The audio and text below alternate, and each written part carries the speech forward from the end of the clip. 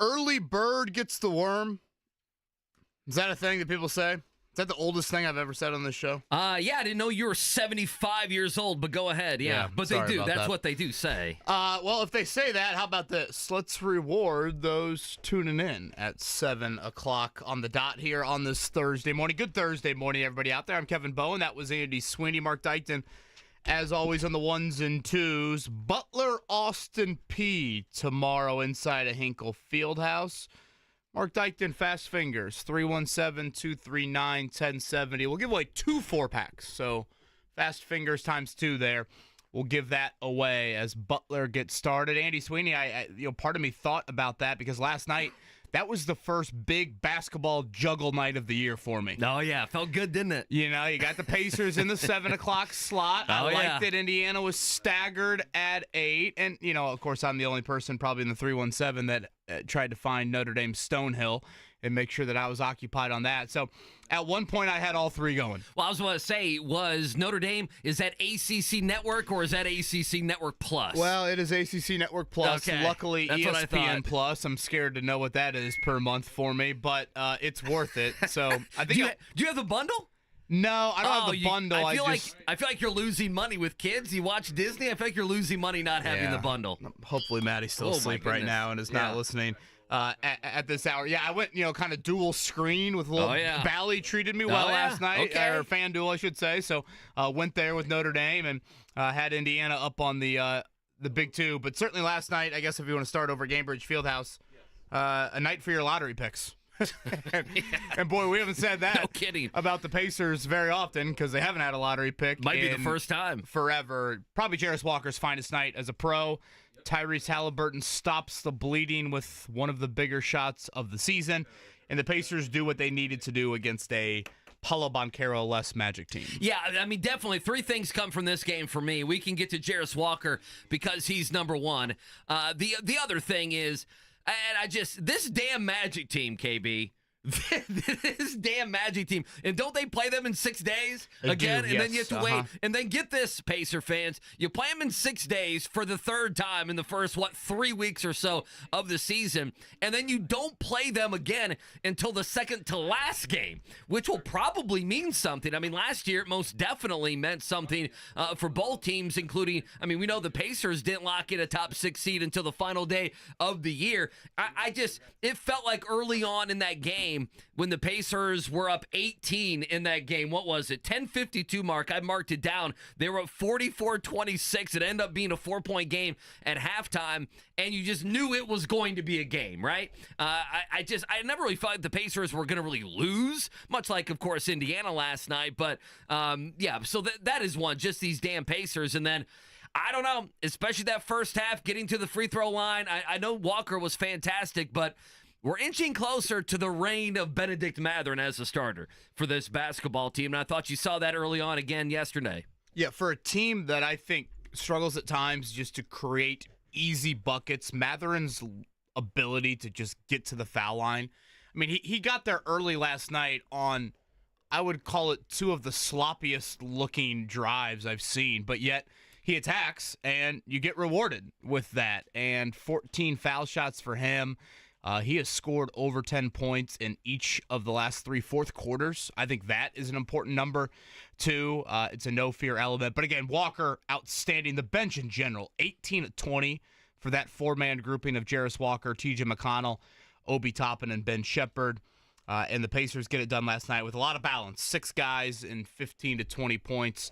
118-111 over the Orlando Magic. This is what you wanted to see with Mathurin. The last 4 games, 21 points a game, nearly 9 rebounds, shooting 49% from the field and a little over 37% from 3. Yeah, and that rebound number is important for a team that struggles in that area. Ironically, last night was the first game all season that the Pacers lost the rebounding battle and won. We talked with Rick Carlisle about that earlier in the week. So off to Charlotte tomorrow, and the New York Knicks coming up 5 o'clock on Sunday. What did you think about the opener down in Bloomington? I thought the beginning looked really nice. I heard Kurt Darling play a clip during the 6 o'clock hour on his morning checkdowns for Mike Woodson that, they couldn't rebound. And Woody wasn't happy post-game. And then offensively, they kind of slowed down as the game went. He thought they were a little stagnant. Listen, I mean, this is what teams go through even more now in college basketball. And this has been, by the way, when you talk about a team like Purdue the last couple years, because they've had so many similar pieces. I mean, there's been a change here or there. You add a guy leaves. Like, I understand it. But, for the most part, you have a new backcourt for Indiana. You have a new center for Indiana.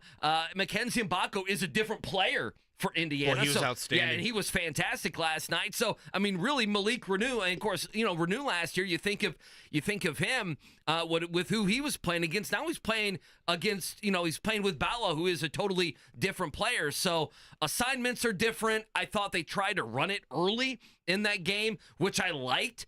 I do like Miles Rice a good deal. He's got to probably be a little bit more under control, and he'll learn that. But I think he's a good player. And then the bench is totally new. And Trey Galloway was good last night, or he's pretty good last night. He's in a different spot. I mean, again, last year, Trey Galloway had to do, once they got into the season and Xavier Johnson kept being injured, he had to do everything for this team, offensively and defensively. So I think it's a lot of learning your roles, but I don't mind, because Mike Woodson last year was such a failure, right?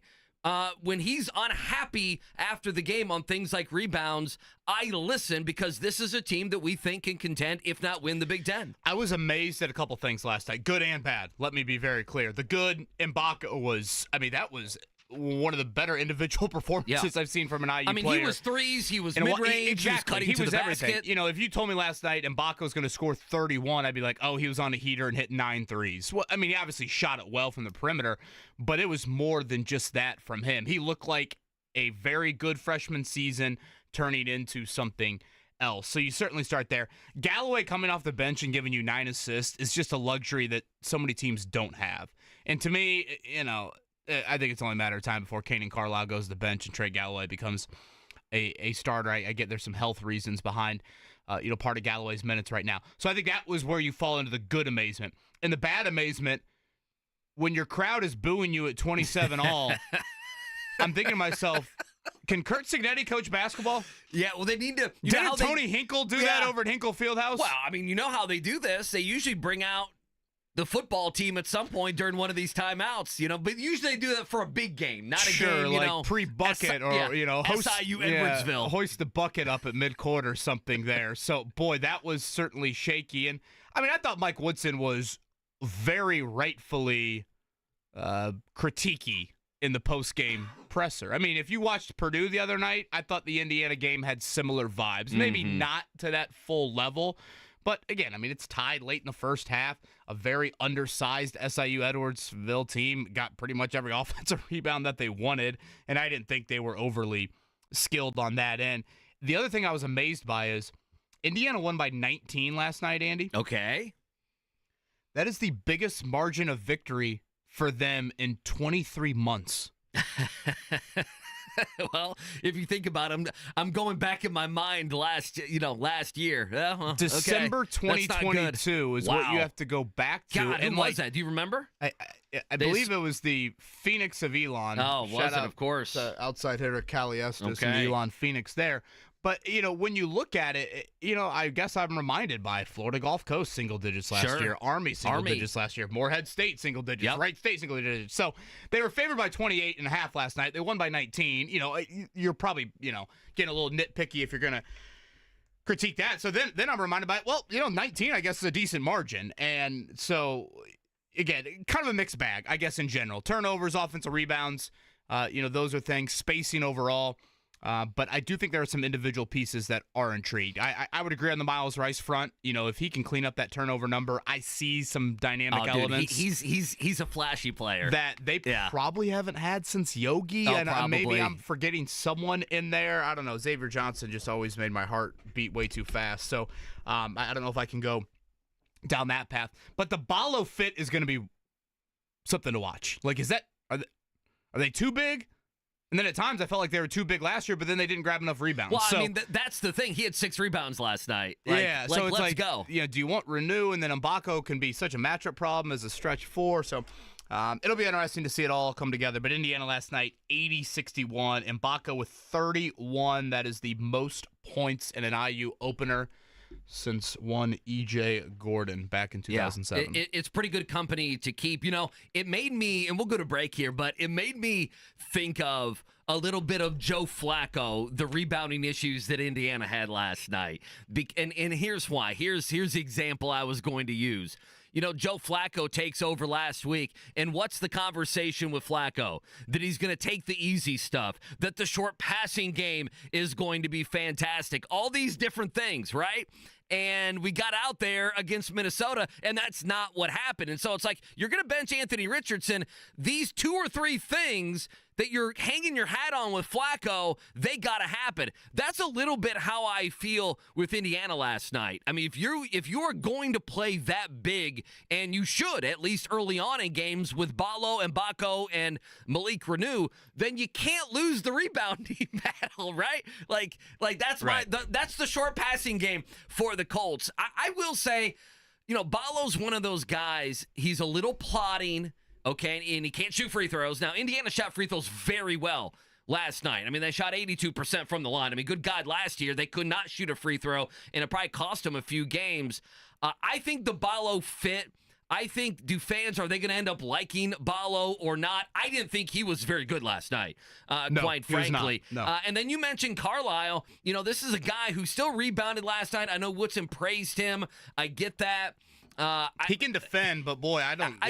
He was building some limestone last night. Can he score? I mean, his shooting numbers were below average. They were poor at Stanford last year, and so I would imagine Galloway's the better player, but it goes back to like Benedict Mathurin. Do you want to bring him off the bench, and then you can mix and match lineups the entire second half? Rick Carlisle will have that decision at some point. I think Mike Woodson as well. I mean, Carlisle sat out with the Marion. He sat out the game against Pat Knight with bruised ribs. He didn't do anything scoring the basketball last night, and if you go back to the Creighton game, he didn't do anything there scoring the basketball either. And credit to Woodson for finishing with Galloway, because I mean that is probably going to be an every night occurrence if he's not in the starting lineup. So good Indiana, 80-61 last night. Purdue and Butler will both get back in action coming up tomorrow night. Indiana next up, coming up on Sunday for them. On the Colts front, again, it's the Buffalo Bills coming up on Sunday. 4-point underdog in this one. I've got a couple items of hope for the Colts. Okay. Well, we'll get to that at 7:30. The items, some are realer than others. We just went through the election. Is that what got this in your mind? You're all about hope now? Well, that's what some candidates throw out there, the hope of change. Right. And I guess, to that point, there are different levels of hope. Some are realer than others. Certainly political ads would indicate that. But I do feel like there are a couple of tangible things to Sunday of like, is this the win that seemingly the Colts have one of these every year? And is there reasons for this one to be that? I think when you look at the schedule the rest of the way, there's really only 2 games, Andy. There's 8 to go. There's really only 2 games that I'm like, the Colts are definitely the significant underdog. Sunday, now again, it's only 4 points, but still Sunday, and then Detroit in 2 weeks. Outside of that, I don't look at any other game and think, maybe even Indianapolis is an underdog. Sure, at the Jets, they might be a point or 2, or at the Broncos, who knows. But I know we're getting into must-win territory. I'll give my thoughts on that as we've got. I'll say JMV's been there for 2 months. 8 to go as well. You're just arriving? With that. So, again, a couple of items of hope. Injury report-wise, Bernard Ryman on track to play on Sunday. He practiced full yesterday in concussion protocol. Good news on that front. But we'll see about Michael Pittman Jr., Zaire Franklin. I know Pittman continues to play. How much, though, I think is a very fair question to be asked, considering that back injury is really limiting him. Yeah, no, he's saying all the right things, but the production and obviously the snaps going down each of the last 2 weeks, not showing up. We'll see what happens with him coming up on Sunday. All right, on the other side, we'll get to your morning check down. What did Shane Steichen say yesterday? What was his message to his team? Plus your news and scores from overnight. Appreciate you hanging out with us. It's a Thursday right here, 93.5, 107.5 The Fan.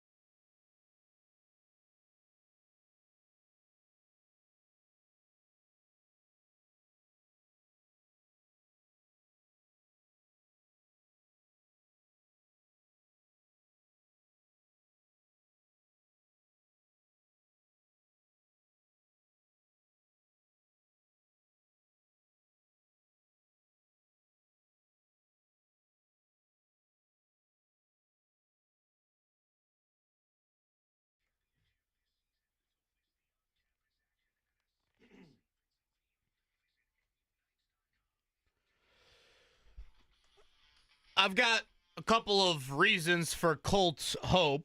Curious if I'm an idiot or if there's something behind that. So we'll hit on that coming up here in a few. Andy Sweeney, the hardwood, was active last night. Go right ahead. It was, but there's also a thin line with being an idiot and also being onto something. Well, it's a thin line there, sure. KB. So we'll figure that out. I tend to walk at 7 to 10 a.m. Monday through Friday.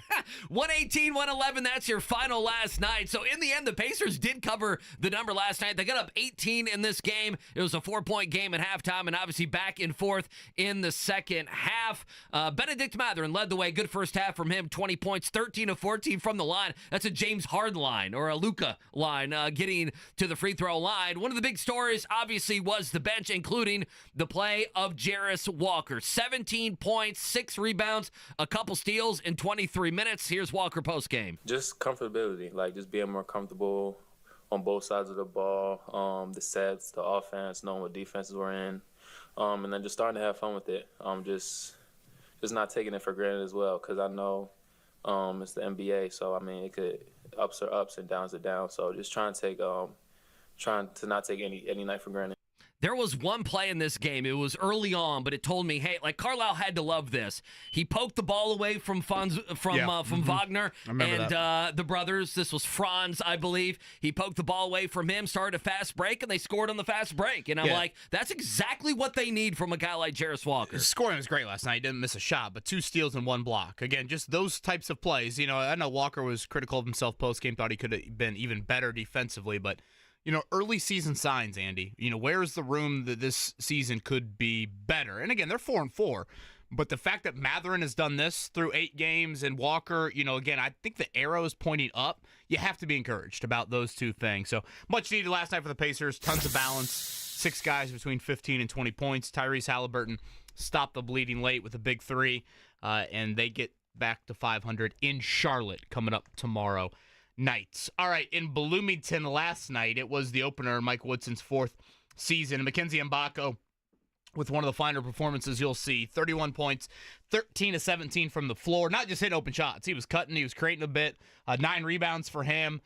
Most in an opener, 31 points since Eric Gordon, 2007. That was certainly the good. Mike Woodson, though, understandably, not too pleased post-game with a lot of things. Offensive rebounds, too many allowed, turnovers.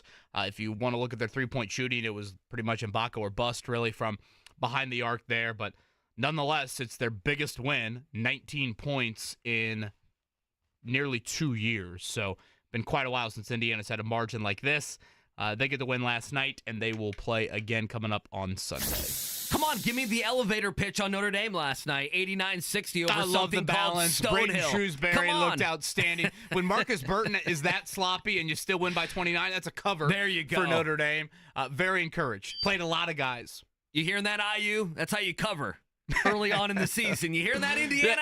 You hearing that, Mike Woodson? Did Purdue cover? Did Butler cover? Did IU cover?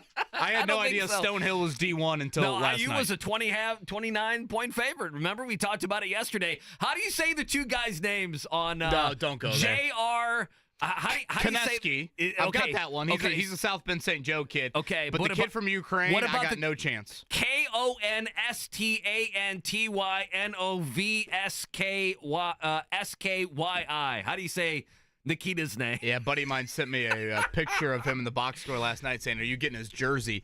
How many letters is that? I swear it's like 17 letters. 1, 2, 3, 4, 5, 6, 7, 8, 9, 10, 11, 12, 13, 14, 15, 16. 16 letters. Does he have a killer mustache like he does on his picture on ESPN.com? He's arguably the most tatted player ever to play at Notre Dame. Oh, is he really? He has great footwork. I love watching him. He's the first big off the bench. Is he good? He played 13 minutes. I don't really like the starting big, so I enjoy when he gets in the game. So you're rooting for this. Well, you got to get this guy's jersey, don't you? I thought at one point last night, his teammates, if I heard it correctly, were calling him Q. Okay. But again, I could have been wrong on that. But yeah, he's got good footwork and finish with the left. I'm all in. You're all in. I'm all in, baby. Notre Dame won. Good work by the well. Irish last night. Good. You can find players anywhere. You it doesn't can. have to be right in your own backyard. I think he's a Monmouth transfer. Well, there. You could have just told me like he literally just came over from Ukraine. I'd be like, oh, sure. okay, he's overseas, whatever. All right, quickly, NFL coming up on Sunday. It's Bills in Lucas Oil. I got some buddies coming up for this game, so we got to find some Mafia tape. members. One of them is. Yeah. Okay. And he's a football guy, but he's getting a little obnoxious. And, at some point, the Bills do need to win the Super Bowl. We hope that's not on Sunday, though. Shane Steichen meeting with the media yesterday. What did he tell his team about the second half of the season? We got to start playing our best football in November and December. And now we're into November and playing that complementary football and really taking it one day at a time. I told the players today, let's focus on today, being the best versions of ourselves today and having great practice. And then we'll worry about tomorrow. But focus on the things that we can control today so we can get done what we want to get done on Sunday. I'm not trying to crush Steichen too much, but do you remember like 3-4 weeks ago when he was saying that exact same thing? But he was saying, it's October, it's mid-October, it's late October, we got to start playing our best football. And now it's November, now they still need to be still playing their best football. Okay. Yeah. Yesterday, I believe we had 7 minutes of Shane Steichen across 27 questions. Oh, man, it was pretty bad, wasn't it? Not a lot. Poor Nathaniel Finch having to cut all that up yesterday. Not a lot there. Not Bernard good. Ryman on track to play Sunday. Zaire Franklin, Michael Pittman Jr., the two DNPs from practice yesterday for Buffalo. Keon Coleman, the second-round pick, sounds like iffy on him for this week. We'll see about Amari Cooper. They made that trade for him. Cooper did not play last week with the wrist injury, so that'll be something to watch. And again, 2 items of hope. We'll see if it's real or not. We'll hit on that here in a few. As I said earlier, Purdue and Butler back in action tomorrow night. And tomorrow at 9 o'clock, guys. Okay. How about the gold medalist? How about Cole Hawker joining us? I can't wait. Now, the last time he was on, you were off that day. So right? you haven't had a conversation with him. No. Oh, I can't wait then. Good. So the gold medalist with, honestly, I say this in all seriousness, that was one of the coolest sports moments of the entire calendar year. 1,000%. That close, that ability to run down, what was it, Jakob? Was that his name? I think so. In the 1,500, incredible. So the Monumental Marathon this weekend in Indy, Cole Hawker in town for that. He's going to join us coming up tomorrow at 9. Yeah, one of the things, I feel like there's a better chance of me playing offensive lineman in the NFL than running a marathon. I hate to say it. So God bless all the people that can do that, man. Yeah. Especially early in the morning, be 40 degrees out. So. I literally don't think there's one thing in the world I could do less than run a marathon. Like I said, I'll start next to Tyrese Halliburton at the 2 guard before I'll be able to run a marathon. All right, so KB says, is there reason for hope? We'll dive into that, plus IU, and of course all the Pacer talk as well. We have Eric Wood, former NFL player. He's on the Bills Radio Network. I guess we should promote that. He's coming up a little after 8 o'clock. We appreciate you hanging out with us, waking up with us. It's a wake-up call. It's a Thursday on The Fan.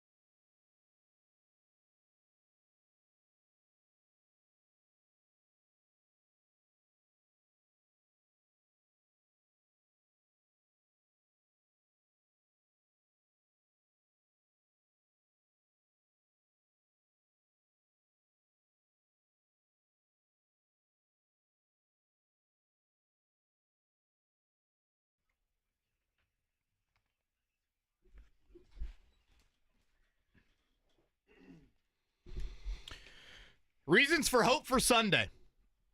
Colts and Bills inside of Lucas Oil Stadium. It does feel like the Colts have played better at home, right, this season than they have on the road. Yeah, well, aren't they like 1-4 on the road? Gosh, is it that bad? Is it something like that? I need to look it up. Well, they lost to Green Bay, 0-1, lost to, right. yeah, they beat Tennessee. That's Tennessee. it. They're Yeah. 3-1 at home and not bad on the road. Yeah, if they were bad at home, we'd be talking about a team who might be the first pick of the draft coming up in April. Yeah, Come on. Yeah, I guess you're right on that end. I do think there are a couple of. You can debate how legitimate these reasons are for hope, but let's start All here. right, so let's go. This is number one. How many of these do you have, by the way? I would Two, say 3? Let's go with 2 real ones. Okay, two good ones. Well, 2 items of hope, and you decide how real they are. Okay, one let's is go. this. All right, number 1. Buffalo's got Kansas City next week. They don't care about this game.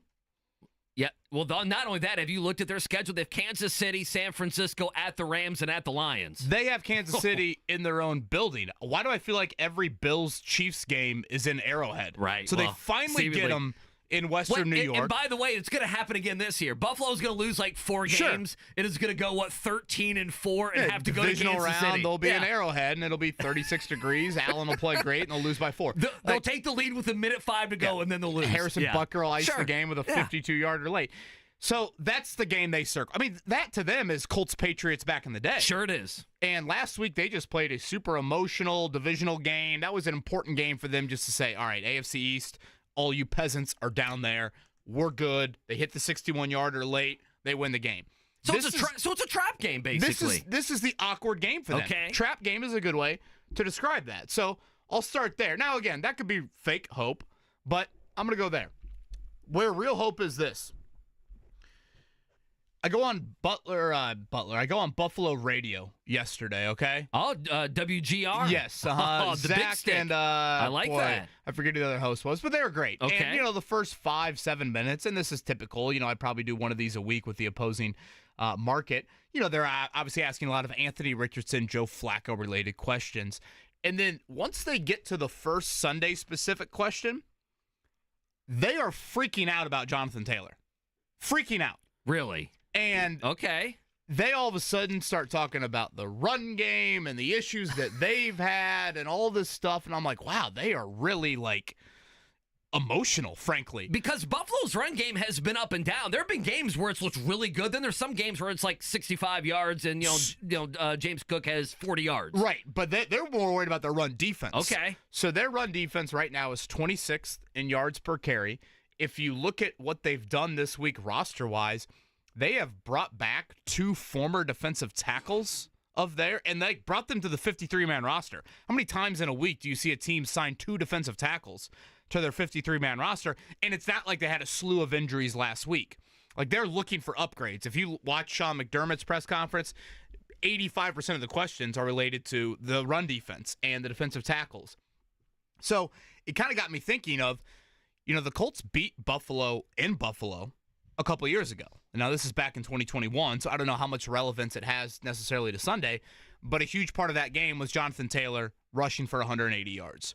And the Colts played super ball control, and they were able to win that game. So Buffalo has a lot of fear in that area. Now, the counter to that, Andy, would be this. The Colts haven't run it great with Joe Flacco. Their 3 worst rushing days of the season are with Flacco as the starting quarterback. But, when you think about a blueprint to beat Josh Allen, it's play keep away. It's limit the ability for him to look like a Houdini magician that he is so good at. So I think that is an actual real reason for hope. Can the Colts play ball, which is not something they've done this season, but can they play a little ball control? Can they run Taylor? And they've had games where they have certainly hammered Taylor, and he has been outstanding. Can that happen? Because Buffalo has real fear there. They have had struggles there. They're 7-2. There's a lot of impressive elements about their football team, but there's a lot of just kind of average stuff. Mm-hmm. And the below average is their run defense. Yeah, so and they're trying to win a Super Bowl. I mean, that's what they're trying to do. This is an element, I think, of real hope for the Colts. Now, can you execute it? Can you execute it with a rookie at center, with a rookie at right guard? Some of those questions are very, very fair. But to me, there is a blueprint on paper to get it done. Now it's about doing it. Did you go on, let's see here, I'm looking at, did you go on with Shoop and Bulldog yesterday? Is that who you were on with? For some reason, I wanted to. They're on the 3 o'clock hour? The JMV hour? It was 11 a.m., so Zach and Josh. Zach and Josh, okay. Does that sound right? Yeah, the Extra Point Show. That's what I'm seeing here. I'm looking at their Zach schedule. and Josh, yeah, WGR 550. They were great. Okay. But I mean, and like, we have this, I think, in our market. Sometimes you play an opponent, you haven't seen them in a couple years. Sure. But you have such vivid memories of that game. And the Colts beat the Bills, I think it was like 41-15. They just beat the you-know-what out of them. And Taylor was a huge part of it. And again, this is probably where fake hope comes into play a little bit, Andy, but the Colts have won one of these games for several years now. They beat Lamar Jackson last year. They beat Patrick Mahomes during the 2022 season. I mean, that season was one of the most embarrassing in franchise history, and they beat Mahomes. They beat Josh Allen in 2021. You go back to 2020, they beat Aaron Rodgers. They beat Matthew Stafford. 2019, they beat Mahomes. So there's been one of these games where the elite quarterback has shown up on the schedule, and the Colts have won. Now, again, this is where I think a little fake hope comes into that. It's like, all right, how much does the past precedent have anything to do with it? But still, if you're a believer in that, I mean, I guess it'll happen on Sunday or it'll happen against Jared Goff in a couple weeks because that's really it. Yeah, or that's going to be a narrative that it doesn't happen this season, which, here's where I am stuck. Do you believe in any of that? Do you believe in the Bills overlooking? Do you believe in the Bills as a bad run defense? Do you believe in the Colts? They do one of these games a year. Here's what I do believe in. This is, we had Joe Wrights on, what was it, Monday? Was it Monday? Tuesday. Yeah, Tuesday. We had him on Tuesday, and, his analysis, I remember, we were talking a lot about the game and Richardson and Flacco and, why the hell the offense looks so bad. And at the very end, he said, I think the Colts are going to win this game on Sunday, simply because they're the more desperate team. If they continue to lose games, they'll be 4-6. You're talking about a home loss, and those are magnified, and it's all magnified as well with something you mentioned on Monday, and that is you lose to Minnesota, and you lose after benching Anthony Richardson, and Joe Flacco can't do almost any of the things that you kind of put him in the game to do. He's throwing the ball over, he's going down the field when he needs to check it down, those sorts of things. So you have all of that stuff. The thing for me is I do believe in, even though it's not a tangible thing, I do believe in trap games a little bit. Can you overlook an opponent? I also believe in, this game opened as a 5-point spread and it moved quickly down to 4. I also believe that the Colts play, and I know sometimes it's like last week against Minnesota. I know some people weren't making a big deal, but it's like, well, they only lost by 1 possession. It's like, okay, they kicked a late field goal. You never felt like the entire almost fourth quarter and parts of the third quarter you were actually going to win that game. I do believe that this is a close game. And then you start getting into, in a 50-50 game, it's a play here or there. And if the Colts make that play here or there, they can win the game and change their season. Well, let me ask you this, just as an extension of what you're talking about, because I can buy into this stuff. I mean, Miami. Feel free to pick holes if you would like. Miami ran on Buffalo and had no problem. Now they have an elite running back, Jonathan Taylor, an elite running back, and they were able to do that. I think for me, my biggest issue is, I want to believe in this, but I'm having more trouble believing right now in the bounce back than I normally would. Does that make sense? Like, I even felt like I thought they would play and score way better than they did Sunday in Minnesota, and it didn't happen. And I've been burned now a couple times by the Colts, me feeling that they're going to come out and look a way that they don't look. Why would you, if this is a team that struggles guarding the run, and we'll talk with Eric Wood coming up here in about a half an hour, why would you not have something in the playbook for Anthony Richardson? Yeah, and yes, I would agree on that. And Steichen's never going to admit it. He's never going to tell you, oh, yeah, we have 10 plays that we're going to play Richardson. Like, I get that, and he might, so I'm not bashing him, but if we leave this game against a team, if they were to lose this game and the running game's not great and third downs aren't great, and you lose to Buffalo and you're 4-6 with 3 straight losses, to me it's almost like more of a punishment that you wouldn't have Anthony Richardson even more engaged in the game by having if they can't stop the run, throw Anthony Richardson. Use all the tools in your toolbox. That's kind of the example I used yesterday. Yeah, one thing to note about Buffalo is defensively, they are not going to be as exotic as Minnesota was last week. And so I think what that helps is you pretty much know they're going to be a heavy nickel team. They're not going to be like, hey, we're loading the box, we're bringing in all these big dudes to stop the run. So, if you know that kind of walking into it, can you have some design stuff specifically for Richardson in the short yardage areas, especially? I mean, I said this to, I don't know if I said it to Stephen Holder yesterday, but maybe I said it to you, Andy. If the Colts are all in on this win now mode, you could make an argument the best thing they do offensively is run Richardson and Taylor.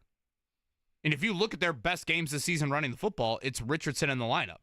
And then more often than not, it's Taylor next to him. Their season high, I actually thought, was with Sermon, Goodson, and Richardson. I think that was the Miami game, maybe, that Taylor missed. So I think it's a fine point. I'm a little skeptical they actually would employ that. Oh, I agree. I don't think they will. But I think it's a really fair point. Another thing I thought quarterback-wise that is just confusing to me, and this gets back to a question I asked Shane Steichen earlier in the week.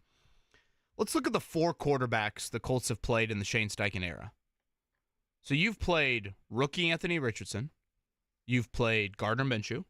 You've played second-year Anthony Richardson. Mm-hmm. And you've played Joe Flacco. Right. If in August I would have said rank those 4 quarterbacks to you, I would assume in some order you would have said second-year Richardson, Flacco, then Minshew, then rookie Richardson. Agreed. Right? Yeah, I think most people, if you tallied most people, they would say that's the hope, right? Yeah, in some order Sure. there. It's the exact opposite. Like if you rank those 4 quarterbacks now, you would have ranked, I don't know, rookie Richardson, Minshew. Or Minshew, yeah. Second-year Richardson, Flacco. The 2023 quarterbacks would be above the 2024 quarterbacks. Oh, no, quarterbacks. you would flip it. 3 and 4 would be at the top, yeah. And I'm just confused by that. I guess Well, you is why should I be. bring it up. Like You should be and again, this confused gets by into it. the Richardson conversation of, why has he regressed as a player here in year 2? But even again, Minshew to Flacco. And, to be fair to Flacco, the sample size is about 3 games. He started 3 games. If you just want to label has he been good or bad in each of the 3 games, I would say 1 good, 2 bad. So, maybe Sunday turns into the good. And now all of a sudden you're back to kind of where Flacco is as a backup. Because, if you're a backup quarterback and you have a coin flip chance to be good or bad, you're going to take that in today's NFL. So maybe Flacco gets back to that. But again, that's just another part of the Colts right now where it's confusing if you boil it down to those quarterbacks. In the 4 under Steichen of, boy, your young quarterback should be progressing in year 2. And Flacco, I mean, look at Minshew. I'm just laughing because I didn't thought about it like Minshew's that. already been benched, twice in Vegas? I don't know. He's been benched twice. I'm very confused, Shocking that didn't work out, but he got his cash, and that's all that matters. Gardner, and get he got your a lot money, of baby. cash. He got a lot of Can I cash. follow up with 2 things on that? Number one, I do give Flacco a little bit of credit on the Pittsburgh game. That's probably it's fair. not a full Yeah. game. It was set up. I mean, Anthony was playing very good Had some football. big 3rd down moments in that game. Sure. I just, he did a fine job, and he did a more than commendable job. Again, not all backup quarterbacks are able to win that game. I think for me, here's the interesting thing. If they beat Buffalo, and again, I know we need to know how it happens and the numbers, and are they able just to run the football all over Buffalo, and how does Flacco play?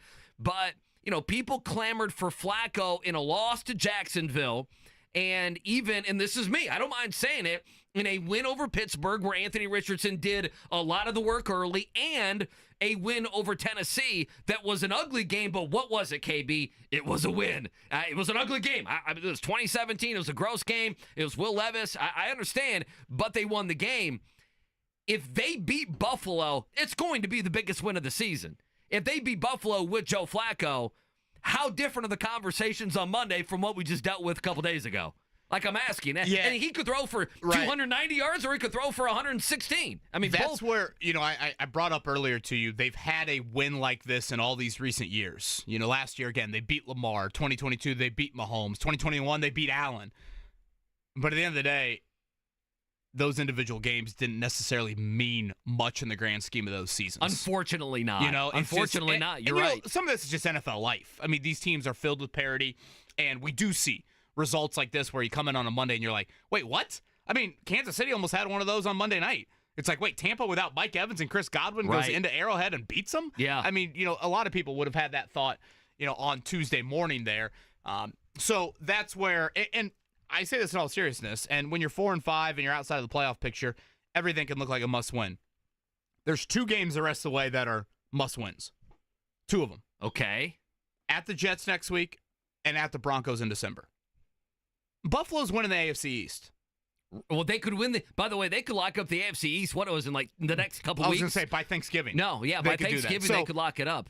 Yes, obviously in an ideal world you would win on Sunday. You would beat a team in the AFC. Like that's important for conference tiebreakers. But if you're looking at the wild card standings, those 2 games, the Jets, who are a game behind you in the wild card standings, and what's Denver? Is Denver a game above you right now? I believe they are. Yeah, I can look it up here. I believe that flipped. Those are the this 2 weekend. So yeah, Denver's the 7, you're the 8, and then Cincinnati, who is tonight, they're obviously the 9. Yeah, and they get a tough one. You want Baltimore to win tonight. You need Baltimore to win You tonight. want Baltimore to beat Cincinnati. Sure. So the Colts are 4-5 right now. I tend to think that 7th final playoff spot, Andy, will be a 9-win football team.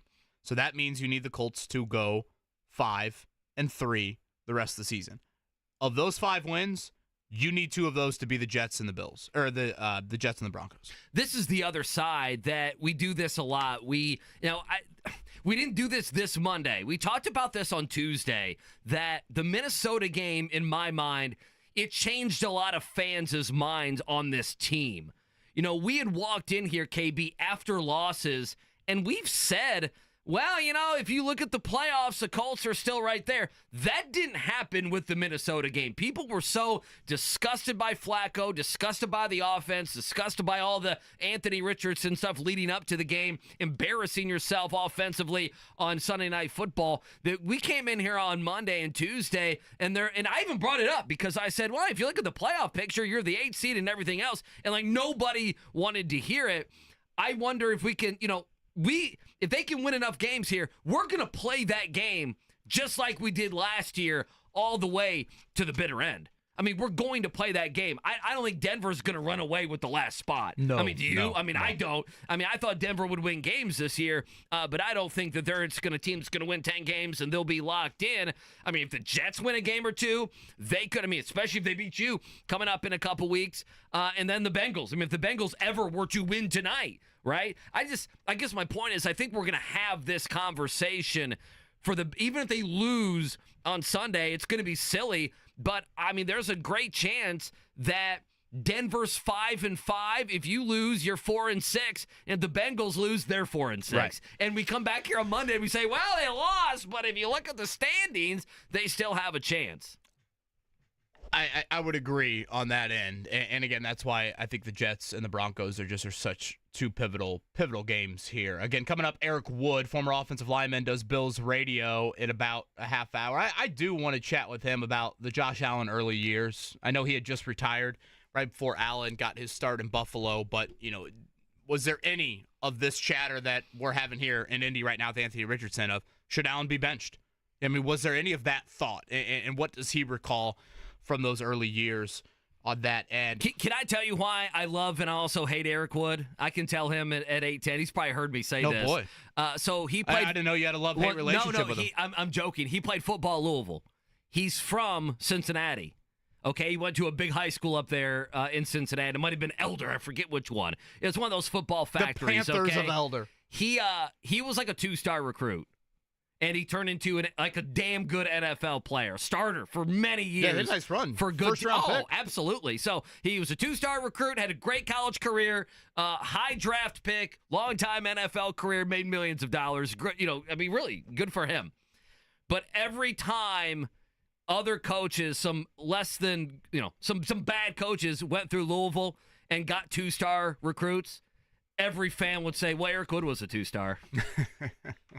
He was a poster child of it. Like you understand, he was also a little bit different. It's like the Colts getting an undrafted free agent. Be like, oh, I mean, he could be the next Jack Doyle. He could be the It's next Jack we Doyle. should probably give Jack Doyle some credit for the career he had. I cannot think back to last night and think, oh, boy, if Halliburton misses that shot late. What happens?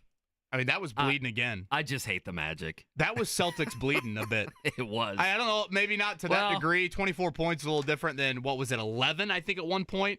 The Magic had cut it to 2. 35, 40 seconds to go. Pacers take a timeout. And that's one, you know, in the NBA, you miss there. Orlando's taking a timeout. They're advancing the ball, and Franz Wagner is shooting a 26-footer for the win. Yeah, probably. It's a 2-point game with 30 seconds to go. That's exactly what's going to happen there. And it was kind of funny. I mean, the Magic I would assume that was just a clear coverage bust. All of a sudden, did they go under that screen? Halliburton, realized he was wide open. He's like, man, I got to take it. And he buries it to put that game on ice. So, that general thought with the Pacers right now, closing games. Yeah, it's been a little uneasy, I think it's fair to say. But last night, Halliburton was the bleeder stopper, if that's a phrase that can be said. Well, and now they get the Hornets, and the Hornets beat the Pistons last night in a close game. I watched that a little bit. May have had some cheddar on that one, a money line bet. Mark Dyked it. I'm chasing all over the place. If you're betting the Hornets, you're all Pistons, over. man. You got to look in the mirror. Listen, man. 1-800-9 with it. I'm chasing bets all over the place. I don't know what to tell you. I don't know if I could name 6 guys in the Hornets-Pistons game. Well, you can Andy's name got Brandon some cheddar Miller. on Korean ping pong. Oh, every night. I mean, who is it for the Hornets? Is it? Don't tell me Bridges is still playing for him. No, there's a Bridges on that team. You better believe there's a Bridges on that team. Is LaMelo Ball healthy, or did he sprain his ankle on somebody in the front row? He's healthy, but, it's not going to last long. But he's healthy. Brandon Miller's a beast, man. He's an absolute beast. Are you allowed to give a shout-out to LeBron, or do people not like that? Why are we giving a shout-out to LeBron? 39-7-6 last night, a month and a half shy of his 40th birthday. Well, normally we would, but I don't think Pacer fans want to do that.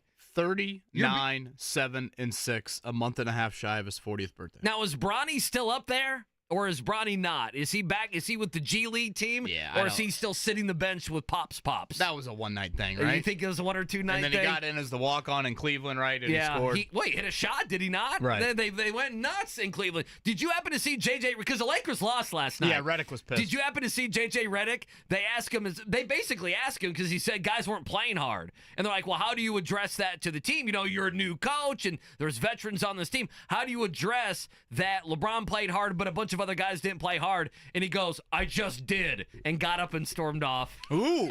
He did the coach storm off. I love it. 8 games in. Check that box. 3 weeks into a season, JJ Redick's already battling with the media. So the Great. East right now is Cavs undefeated, right? Yes.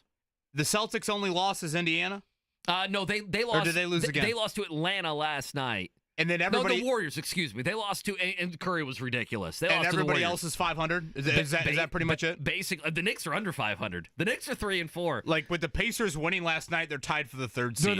They're the 3 seed right now. With 10 other teams. But it's just wild how the East has played out here. I mean, obviously, Boston, we all knew. But, Cleveland being undefeated, certainly a early season surprise. Yeah, the East has not shown up early this season like I thought they would.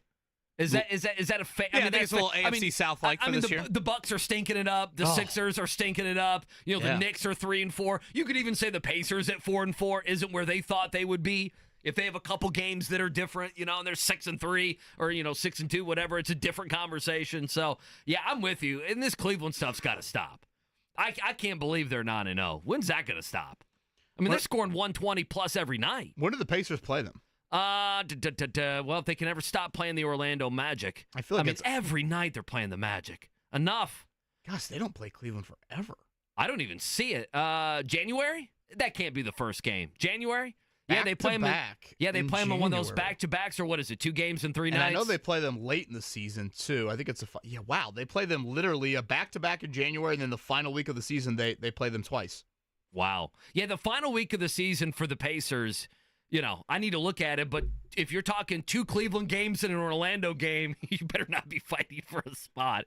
You better have something locked up by then, because Orlando's not easy. Let's take a break. Coming up in 15 minutes, Eric Wood will join us. What about the Bills? Can they stop the run? Can they stop Jonathan Taylor? We'll talk about that next. Hour number 2 around the corner on The Fan.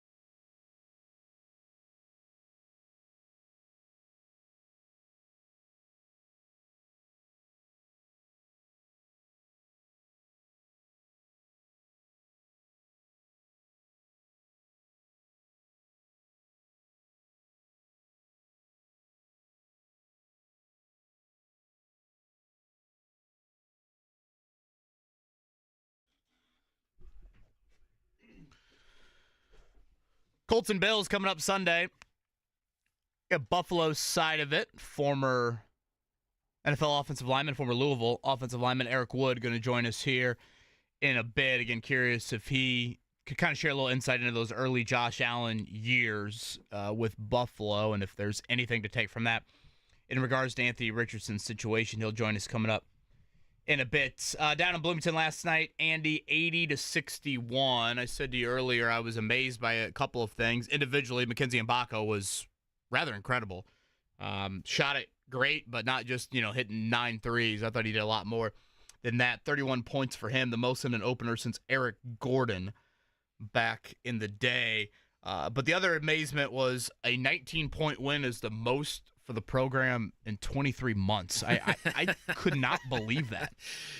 I was like, gosh, last year was that bad from a non-conference standpoint? You would have thought you would have just had one where you show up and the other team doesn't show up and you win, you win 75-55 and you cover that number. I guess Army, Florida Gulf Coast, Morehead State, Wright State, those all were single-digit games. It was the story of last season, was it not? Last season. And I thought Mike Woodson, honestly, last night, I didn't think he was very pleased at all post-game with the offensive rebounding that they allowed, the turnovers. Certainly he was pleased with Mbako individually. I thought Trey Galloway gave him, important minutes off the bench with 9 assists. But outside of that, I think individually you're kind of grasping at straws there for anyone else. Yeah, 2 other things on this, and Eric Wood's going to join us in 7 or 8 minutes. Brandon messaged us on Twitter X and says, I know it's S-I-U-E. Did he get that right? Yeah, he did. S-I-U-E. There's a hyphen right in I there. think there was. Yeah. But he says there was Edwardsville.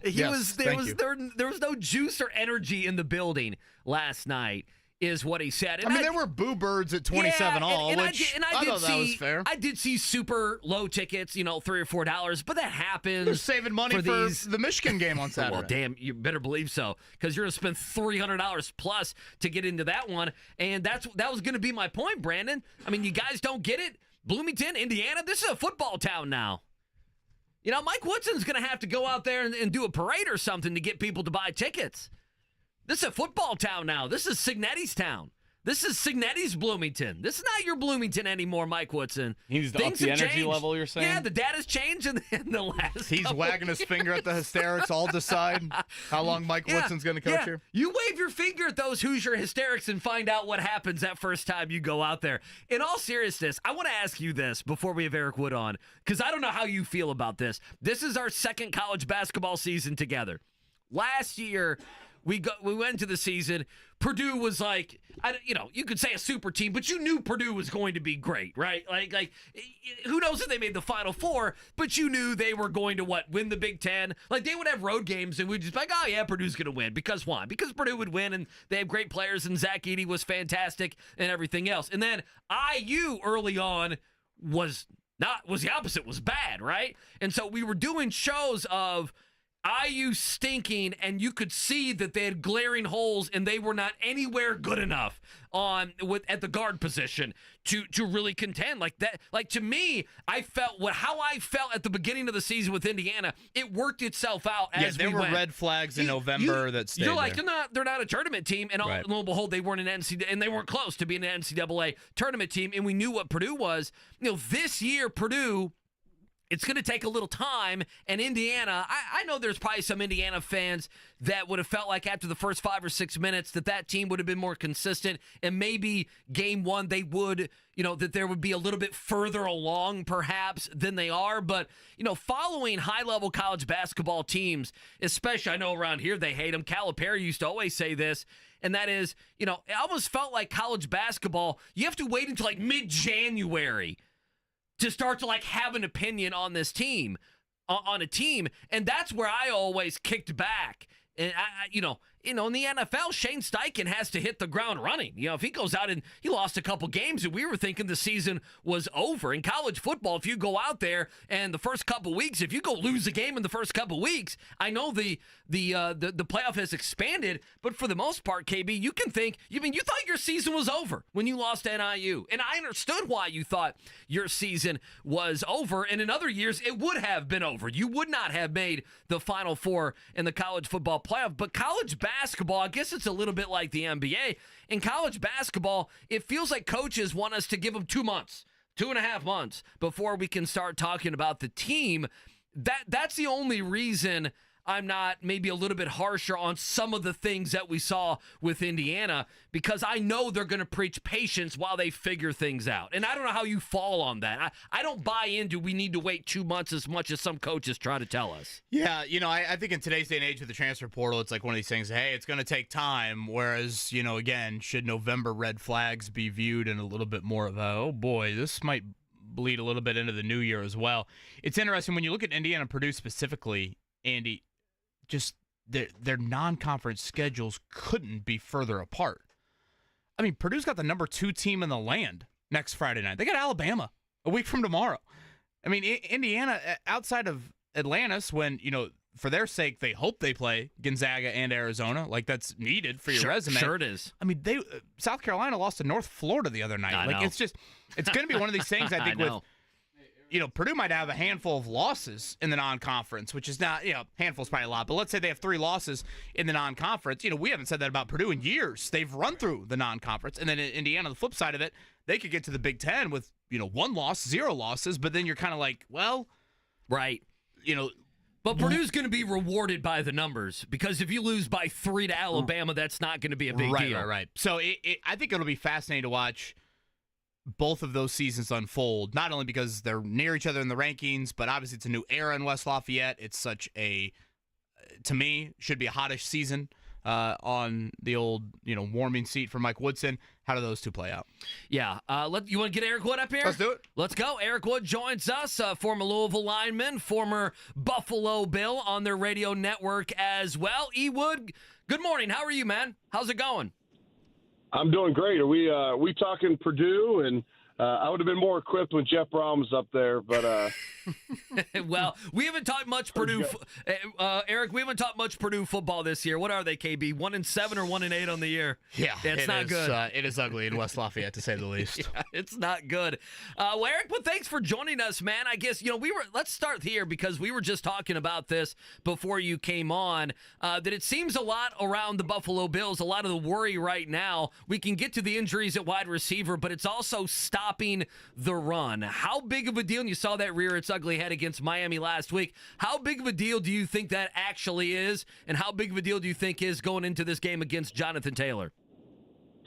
Yeah, I mean, it's an obvious concern going against Jonathan Taylor. And the last time in 2021, obviously different teams here, but 2021, Jonathan Taylor put on an absolute show, 5 total touchdowns against the Bills, and was a nightmare for them. But when you look at it on the season, the Miami game isn't as much of a concern, mainly because what the Bills have done with the Dolphins over time is just that simple, bend but don't break over and over, to where, they're going to make them stay patient up and down the field, and they've had a ton of success against Miami. I mean, I think Sean McDermott's 15-2 against the Dolphins. And so last game's not as much of a concern.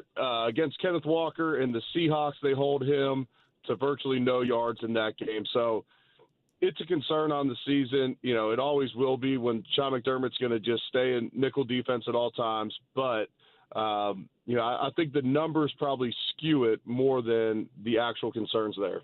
He is former NFL offensive lineman. You hear him on Bills Radio. He's Eric Wood. He joins us here on the Payless Liquors hotline. Eric, I think Josh Allen joined the team right after you retired. So I know I'm asking you to go back a little bit here, but what do you remember about Allen's early years, the debate about him playing versus sitting and watching, how all of that played out? Because right now at Indy, that's obviously a pretty prevalent topic with Anthony Richardson. Right. So they brought Josh in to back up Derek Anderson and let, a veteran quarterback play. Josh learned from him. Derek Anderson gets hurt early on, and so Josh was thrust right in there. And to me, early on with Josh Allen, there was not a lot of weapons on the Bills. The offensive line was in a state of flux, and he was asked to do a lot. The highs were high and the lows were low, but, you always saw the ceiling with Josh Allen based upon some of these incredible plays he was making. He had the athletic ability, and then his just overall competitiveness shone through right away. Now, it wasn't pretty. He had the worst completion percentage in the league his first 2 years, I believe. Bottom 5 both those years. But then year 3, They bring in a Cole Beasley where he's got some outlet throws on some option routes. They brought in a veteran receiver in John Brown, started surrounding him with some more talent. And now all of a sudden he's top 5 in the league in completion percentages third year. So you saw that growth on a year-to-year basis. And, with the Richardson thing right now, and look, I don't cover the Colts on a week-to-week basis. I see some of those highs from him, maybe not as consistently like I saw from Josh Allen early in his career.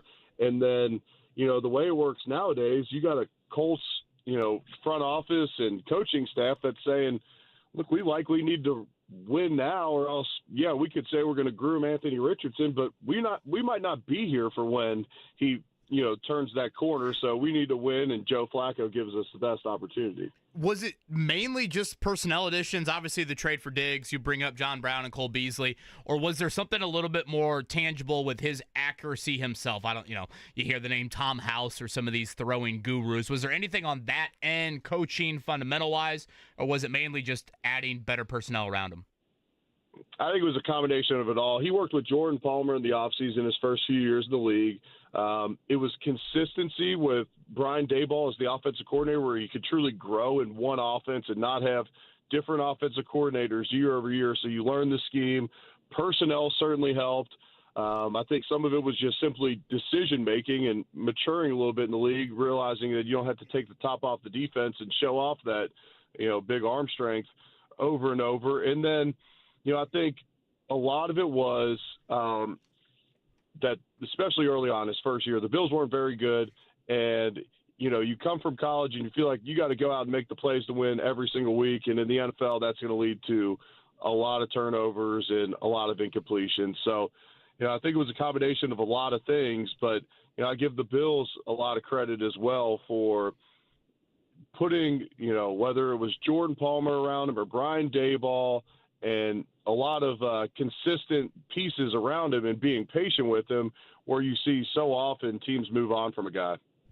Eric Wood with us here on the Payless Liquors Hotline, former offensive lineman there for the Buffalo Bills on their radio network. Also does the podcast centered on Buffalo, What's Next with Eric Wood. So E. Wood's a very busy man. I want to start, I want to go to what you're talking about there with the different weapons that they put around Josh Allen. You look at Keon Coleman, he's dealing with an injury. He didn't practice yesterday. Amari Cooper was out last week. He was limited. So an update on those guys, and if one or both don't play, how big of a deal is that? Now, I know most Colts fans may say, Andy, it's a huge deal, those two guys not playing. The flip side of that is Josh Allen spreads the ball around. 10 different players have caught a touchdown from Allen this year. So if those guys were to miss, or one of those guys were to miss, how big of a deal is that on Sunday?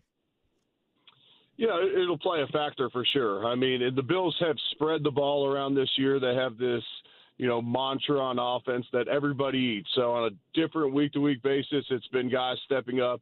Khalil Shakir's been their most consistent receiver throughout this season. Keon Coleman's had his highs. Amari Cooper just played 2 games for the Bills so far after the Bills traded for him from the Browns. So, yeah, I mean, you take quality football players off the field, does that affect the run game because there's not as much concern in the secondary, or does it allow them to focus on Shakir or some other guys? I think that's certainly could be the case. And so you want at least one of those guys out there, but both of them are probably your best man-to-man, physically talented receivers to go out and win on the outside. And so the hope is that, you get at least one of them back, and I'd say likely Cooper has the better shot this week. Eric, I just got this from a listener, Sean. Tell Eric thanks for beating my ass in a member guest this summer. You got it. I'm wondering which member guest that was. Oh, boy. Can you play a little? Where was that at? Come on now. Tell us more about you on the links. Yeah, I played a good amount. So I'm a member at Valhalla Golf Course. There's a bunch of crooked stick guys that are down there. So it might have been from that one. See a lot of indie folks down here in Louisville for those Valhalla tournaments. How was the PGA experience for you?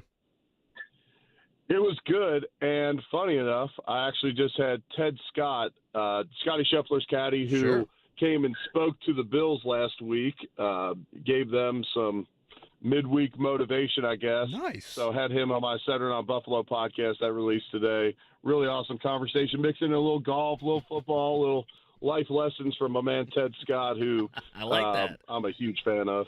I love that. I love the Ted Scott career earnings as he continues to move up the PGA Tour earnings. He made more than pretty much everybody on the PGA Tour outside of a dozen guys this year, thanks to Scotty Scheffler. Eric, you need to know the guy next to me, Kevin Bowen, he would rather talk not football. He would rather talk golf. I'd rather go To hell hole by with football. hole at Valhalla with you than talk football. But nonetheless, we're trying to keep some listeners here. Well, I was just going to say I'm heading to Old Stone today. I don't know if you're familiar with that down in Bowling Green, Kentucky, but a really awesome track down there. Damn. I want to be Eric Wood. It's a good life. Last one for me, Eric Wood with us on the Payless Liquors hotline. I don't know. This is a corny thing. We were talking about this. We just mentioned it. Eric, around here the last few years, the Colts have won a game like this against a team that they're not favored against, against one of the better teams in the league. Last year, if you remember, they went to Baltimore with Gardner Minshew, kicked 5 field goals, and won that game against Lamar Jackson. So there's a thought maybe that could happen here. The Bills had the overtime game against Miami, and then Buffalo has a tough string, including next week hosting the Kansas City Chiefs, and we know what that rivalry means. Any chance at all this could be a trap game, an overlooked game, or do you think Buffalo is just too locked in as a franchise to let that happen? I think oftentimes, including myself, media and fans can get to looking ahead easier than the actual players can, just because of how much you have to pour into a game plan of preparation, especially with an opponent that you don't play as often. Haven't played the Colts since 2021. Now, I will say this. I saw the odds released, and I didn't love that they had it kind of right in that 4-point range. Yep. That was a little lower than you would expect, maybe not even much lower than I would expect, just with the injuries and whatnot. You got likely some more stability at the quarterback position with Flacco, even though he didn't have a great game last week. You expect him on a week-to-week basis to give you a consistent product out there. And so, to me, the point spread would lead to this being a pretty tight matchup up in Indy there this week. And, you got a 4-5 football team with a lot of quality players. I've been in that, in the hunt category a ton throughout my career, and I know in these mid-season games how vital these are, because you're sitting there as a DeForest Bunker, a Grover, a Kenny Moore, and you're sitting in the locker room telling guys, look, I'm not playing meaningless games down the stretch here. We need to get our stuff straight so that we can stay in the mix, because there's no worse feeling than playing meaningless games come December when there's no playoff implications on the line. So this will be a really hungry Colts team, I'm assuming. 1:00 inside of Lucas Oil Stadium, Colts and Bills. Josh Allen's first ever game inside of Lucas Oil Stadium coming up on Sunday afternoon. Eric, great stuff, man. Safe travels to Bowling Green. Most importantly, hit them straight. I appreciate it, guys. That's a great Eric Wood, former NFL offensive lineman, Bills color radio analyst on the Payless Liquors hotline. I thought the Josh Allen young year answer was interesting. Just, again, that's the comp that you heard a lot of people make with Anthony Richardson pre-draft. And Buffalo, certainly it probably sounds a little bit more personnel-based with Buffalo than it maybe is fundamental-based with Richardson. And I think that's the hard thing with Richardson right now and sitting and watching, Andy. I cannot emphasize how few of reps he gets. So it's like, is he just improving the mental part of playing football? And then once he gets back into game action, we're back to oh yeah, he's got to improve physically too. We've been told that both are okay. So he needs to play to get better, but it's okay. If he sits, he can get better too. Yeah, that's the difficult nature. Because again, in training camp, I charted out training camp. He was a significantly more accurate quarterback in training camp this year than he was this past year. Well, what happened in the games? The games. I hate to sound like Allen Iverson, but damn. You don't want to do the practice. You don't want your own rendition of the I want to be Eric Wood rant. right now. I want to be at Bowling Green and go to Turning Stone Golf Course. Have you played that one? I've not. You've not played that one? I've heard great things. Oh, yeah. E Wood can crush it, I bet. Can he out there? I would assume. Him and the guys out there crushing it. Sean said he was very competitive in the member guest. Valhalla, I'm sure he was. Kicked his ass. Just a cruise around Valhalla. Look at that. Right? That's pretty good for you, isn't it? How about the caddy coming to talk to the NFL? Don't say golf isn't a real sport. Sean McDermott's bringing the caddy in. Well, is he doing it for when your boy Scheffler got booked in Louisville when he got arrested? What the caddy had to do? Was that the story of perseverance that the caddy shared with the Buffalo Bills last weekend? Is that it? Scotty Scheffler, Tyreek Hill, shaking hands.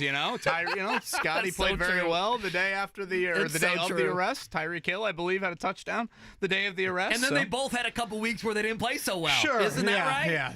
If we're gonna say that they're the same, they're the same. There you go. Convict in the free world, it can be a difficult, realm for him. They both just became fathers. Tyreek Hill for the 350th time, Scheffler for the first time. See, they're the same guy, basically. Mark, what did we want the onesie to say for Scotty Scheffler's baby on the 18th green? Yeah, what was that? Oh, I can't remember now. That's killing me. You have all these dad-related onesies. My dad's an Indy fan, or I get little gas a Giants onesie. You did. No, it obviously doesn't fit him. We put it on one of his favorite stuffed animals. There you go. So it still lives on. It. I need to put in some sort of little frame or something. I love it. He is, by the way. Yesterday we did the dad dilemma on. He's tired earlier. He's waking up. Yep. It was worse today. I mean, last night he was done. I mean, my man was finished. He was put me to bed super, super early. See, isn't that a dream though? And the reason, it is. We're going to have to rearrange our schedule. And the reason I knew he was awake before we went on the air is when my wife, feeding him a bottle, my wife will scan Amazon. And it's just Amazon order. The shirt was. So that's how I knew he was awake. We need to get little gas to table food so the Amazon orders are not there. It's there. just every day there's 2 boxes sitting at my doorstep. The Go ahead, Mark. onesie was on Etsy, and it said, "I just did 9 months on the inside." That's what it was. That's so good. That is pretty good. That was outstanding. Remember when I woke up in Vegas? It was you guys doing the show. I thought I was a scene from The Hangover. Of all the shows for you to not be here yeah. for, I remember just coming in Scotty Scheffler just got arrested outside the golf course. It was right before. It was what? 6:50. I go, Mark, this changes the show. We can't go on the air and not mention Scotty Scheffler. I said, should we call Kevin? I know he's in Vegas. God, it's 3 a.m. My body clock's on Eastern time, so I pretty much woke up, 3:50 Vegas time, and I'm like, I feel like I'm Alan from The Hangover right now. This isn't unbelievable. Real. It's unbelievable. Epic right there. Scott Agnes and a few to talk Pacers. Let's go ahead with that morning checkdown.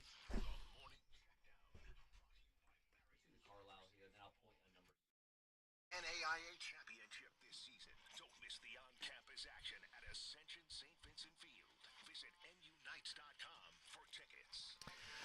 Yeah, let's start with the Pacers. 118-111 last night. Another back-and-forth game. A big shot by Halliburton. Again, they gave up an 18-point lead in the first half. A 4-point game at halftime. The pesky Magic, they get him in 6 days and then don't get him to the final week of the year. Tyrese Halliburton, 17 points in the win. The big shot in the final 35 seconds. Benedict Mathurin, 20 points. Nice night for the bench, including Jarris Walker, his career high at 17. Rick Carlisle, Pacers head coach, after the win. Obviously a very tough, hard-fought game, and this is what the NBA is now. It's these slugfests almost every night. And so after a great start, Orlando made a great run. Halftime, we talked about some things that needed to change, and in the second half, we did a much better job, and we're able to close it down the stretch. Up next for the Pacers on the road, taking on the Hornets there in Charlotte. That one's coming up tomorrow night at 7 o'clock, right here on The Fan. 14 foul shots for Benedict Mathurin. That was a career high, important there for him. Outstanding in the fourth quarter again. And that shot by Halliburton. It was down to 2, about 40 seconds to go. Orlando had a clear coverage bust. Halliburton rose up, and he's hit some big ones this year. I know it hasn't been a great start for him, but he's hit some big ones late in the game, and last night was certainly one of those. All right, speaking of a guy who hit a lot of shots last night, Mackenzie Mbako, outstanding for the Hoosiers. 31 points, 13 of 17 from the floor. And it wasn't just simply banging home 9 threes or something like that. He did a lot more than that. Grabbed 9 rebounds. So a guy that I think late last season it was, hey, is he definitely going to return? He came back and played outstanding on the opening night. Outside of that, though, Mike Woodson was, I think, pretty displeased with a lot of different things for Indiana last night. Yeah, they won by 19, but it was tied late in the first half. You heard a boo bird or two inside of Assembly Hall. Offensive rebounding an issue against a not very big SIU Edwardsville team, and too many turnovers for Indiana. So they do win that opener last night, 80-61. Yeah, can I add one thing that we haven't talked about? Like, Mackenzie Mbako's not going to do that every game. Like, obviously, he's not going to do that every game, but he was becoming a really good player at the end of last year. Yes. And he picked up this year. He kind where of had that lull mid-season, but yeah. He did. I mean, he struggled early on, and then he had a small lull. You're right. It was right around the first of the year when they got into Big Ten play. But, I mean, 16, 13, 15, 24, 14, 22, 20. I mean, my point is, he was blossoming into being a very good player last year, and he picks up where he left off this year. I think there needs to be more excitement around him. I mean, this is a big-time five-star commit. And I thought at times last night it was a little too congested with Umar Ballo and Malik Renew on the floor together. Mike Woodson just has to throw the ball into the post every time. Yeah, I don't know. I wasn't Ballo. I didn't walk away thinking 1 point. How many million for Ballo? I didn't walk away from that last night. But I think Mbako can be a stretch four for you, and then that gets Galloway on the floor theoretically, and if you want Carlisle in there for his defense, I think that is more of a modern look. So I'll be curious if Indiana opts for that here moving forward. Yeah, we've talked a lot about it. Again, if you missed any of Eric Wood, check it out, Podcast Center, 1075thefan.com. Colts and Bills are covered Sunday beginning at 9 o'clock. That spread currently sitting where it has the last couple days with Indianapolis, a 4-point dog. Now, you mentioned this, KB, so let me play two clips. You mentioned Anthony Richardson. You know, he's not getting reps right now in practice, and Shane Steichen talked about that yesterday. So the first one here, Mark, was Steichen was asked what the week looks like basically for Richardson going forward. Preparing like he's the starter, you know what I mean? Getting his work in, meetings, everything, rehab, all those different things, treatment, watching film. I mean, process stays the same. Keep grinding through it. And the other one, not getting reps. He's basically admitting, is Steichen, that right now he's not getting reps in practice. I mean, obviously you don't get the reps in practice, but you still got to be ready, locked in, engaged. Obviously, walkthroughs when you're not getting the reps, taking the mental reps, and going from there. Injury report for the Colts. Bernard Ryman on track to play Sunday as long as he continues to progress through the concussion protocol. Zaire Franklin, rare to see him miss a practice due to, I think it was an ankle. Michael Pittman Jr., as he has done a lot here lately, missing Wednesday due to a back. Tonight, all purple for the Ravens. That's what they're rocking tonight on Thursday Night Football. Ravens-Bengals, great matchup here in the AFC North. And if you are a Colts fan and you want the wild card path to start to open up even more, you want Baltimore. Cincinnati is lurking.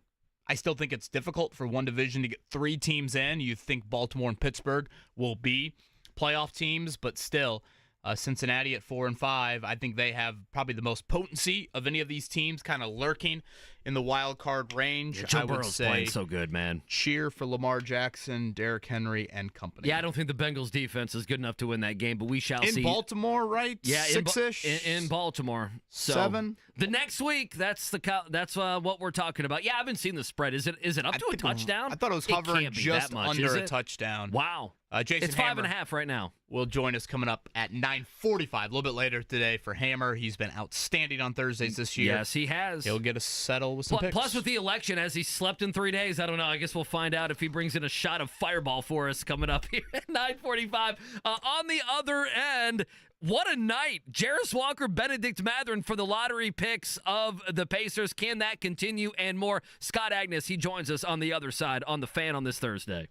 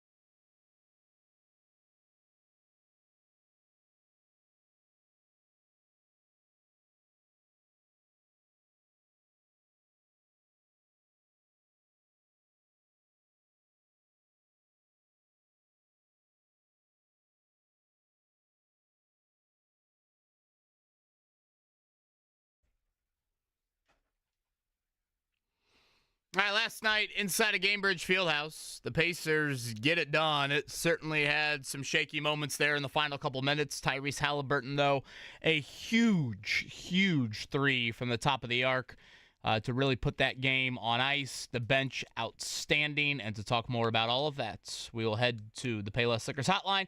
From Fieldhouse Files, he is Scott Agnes. Scott, was last night the best game of Jarris Walker's young career? I think it's probably got to be up there, right? With what he was able to do at both ends of the floor, with him going and getting rebounds, and it was only in 23 minutes too. So that was a good minute allotment, I think, for him. And the 3-pointers obviously stood out, but that was not surprising given what he did last year.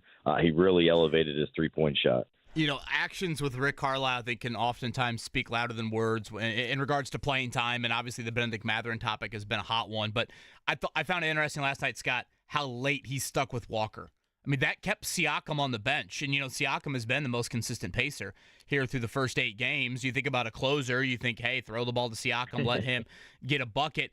I thought that sent a loud message of what Rick Carlisle thought of Jarris Walker's game last night, that he really – I mean, I'd have to go back and look. I don't think he put Siakam back in until like 4 or 5 minutes left in the game. And all the other starters were out there, but it's certainly a credit to Walker. Yeah, Walker played the majority of that fourth quarter. And I think that's something Rick has shown that he leans into, is whoever has the hot hand, whoever is doing exactly what he's told, like, I'm gonna leave it out there while it's working. So I do appreciate that. You need to have flexibility. You need to have a pattern, and you need to have a routine and an expectation, I think, for those guys. It helps everybody, but you have to be willing to deter from it and go off track when a performance like this is happening. So you're absolutely right. I was telling. Scott Agnes with us, Fieldhouse Files on the Payless Liquors hotline on this Thursday. Scott, I wanted to ask it this way. While you guys were talking, it made me think about it. You know, I'm watching these games, and Rick Carlisle he's experimenting, is he not, with just about every lineup that he can? I mean, you'll see a combination of starters and bench guys. You'll see Halliburton be out there with Mathurin and Toppin and McConnell, and then you'll see a Miles Turner still being there. Is there a favorite lineup that you like that he has tried to use early on this season? And just what do you make of him using so many different lineups seemingly every single game? Yeah, I think it was even – so the interesting thing, right, was the rotation and the size of it early on when it was 11 and 12, and part of that was because of injuries. Well, now the last couple of games, he's really settled into this 9-man rotation, which I appreciate. And a lot of it right now, unfortunately, is by need, right? When you have 2 centers out, you got Neesmith out, you're just trying to figure it out. And you can tell they're really – badly hurting on the interior, right? The fact that you give up 70 points in the paint from the Magic, and that type of thing will probably continue as long as you don't have more than one center on your roster. I have been surprised we have not seen though, Enrique Freeman just yet, just get some spot minutes at the center role. But I would say right now, Andy, I'm most curious at the times when maybe Siakam's at that 5. I was thinking going in after all these injuries, would maybe this open up an opportunity for Jarris to slide back to his natural kind of more comfortable 4 spot and get his minutes that way and go from there. So that, I don't know if I have a favorite, but to me, that's among the most intriguing options here in the short term that they can roll with. Scott Agnes with us here from Fieldhouse Files. A shame we didn't see the Goga Batadze tribute video last night, but boy, Goga had quite the look going there. He got a little chippy there at one point in true Goga fashion. I guess sticking on that center thing for a second, don't they need to do something relatively soon? I mean, I guess it's only been 2 games post Isaiah Jackson suffering the torn Achilles. It just seems like you're playing with a hair of fire of like not only a Turner turned ankle, but just Turner getting into foul trouble. Then all of a sudden, the drop off to small ball 5 or Enrique Freeman is significant. Yeah, well, this tells you more about their options than anything, right? The fact that if they wanted to go get a guy that's not signed anywhere right now, that's still a free agent, you could do that this moment, and that player will probably still be there in 2 days and 4 days. So there's no urgency from that standpoint. So I think you're really trying to look closer at other teams' rosters and see who's not playing, who's unhappy. And that would be the most intriguing thing, and that's going to take more time to shuffle through, and it's probably a higher salary. I think that's the better way to plug that hole here for the rest of the season, much more so than any free agent that is out there. I do think you can't wait like till December. I don't think you want to get that far down. That'll be past really the NBA Cup and all that's going on. But I don't mind if you take 2 weeks, make sure you try to go get maybe somebody that's more capable rather than a guy that is kind of an emergency only. You already have that, I guess, with Enrique Freeman, right? Pacers back to 500, sitting at 4-4. Again, the bench outstanding last night in the win over Orlando. They will head to Charlotte coming up tomorrow night. Scott, you have had many chats with Benedict Mathurin. Obviously, professional athletes, all to some level. Very understandably, they have egos. How much do you think Mathurin cares if he starts or not? I think he cares. Absolutely. He wants to finish games. He's one of the now, finishing games and starting is two different things, to be fair. It is, but what I'm getting at there is if you can want it, he wants it. He's one of the biggest competitors that I have met. Like you'll see him in the summer league play pickup games, and he is furious that he's losing, or he'll go and smack the wall. So the point is, whatever you can attain, he wants it. I can guarantee you that. Now, I think the other way to consider it too, though, is does not starting, hold him back mentally or anything like that. And I think the first year it's such an adjustment. You go from being the best player and playing your style to here really having to try to mix in and fit in and not fit out. And I think even he would tell you his first year it was difficult transition in terms of building camaraderie. And, he was not a guy that wanted to go out after games or socialize with teammates. He just wanted to play ball and go home. I think that's among the biggest adjustments that he has had to make. And so now that he's getting more routine minutes, I love the fact got to the free throw line 14 times. I don't think that quite high is sustainable, but that's what this team badly missed during the last postseason run. Well, he got to the line 14 times. The team as a whole got to the line 12 other times after that. So he was more than 50%. Just look at the numbers the last 4 games, and Scott Agnes with us here on this Thursday. 21 points, nearly 9 rebounds, shooting almost 50% from the field and a little over 37% from three-point range. I don't know, just his demeanor, the way he started the game, the way he has finished the game. What's the fourth quarter stat that you gave, KB, that he's had 10 points? Yeah, double digits in each of the last 3 fourth quarters. Yeah. I mean, so he's starting the game well, like you saw last night, and he's obviously closing well. I was going to ask you in 2 weeks, is he still the starter, thinking that would give Neesmith enough time back, but I don't know how, if Neesmith is back here in the next week or two, how you take Benedict Mathurin out of the starting lineup. I just don't know. I just don't get it. Yeah. I like the fact that 5 of his 11 rebounds were in that fourth quarter as well. Good so point.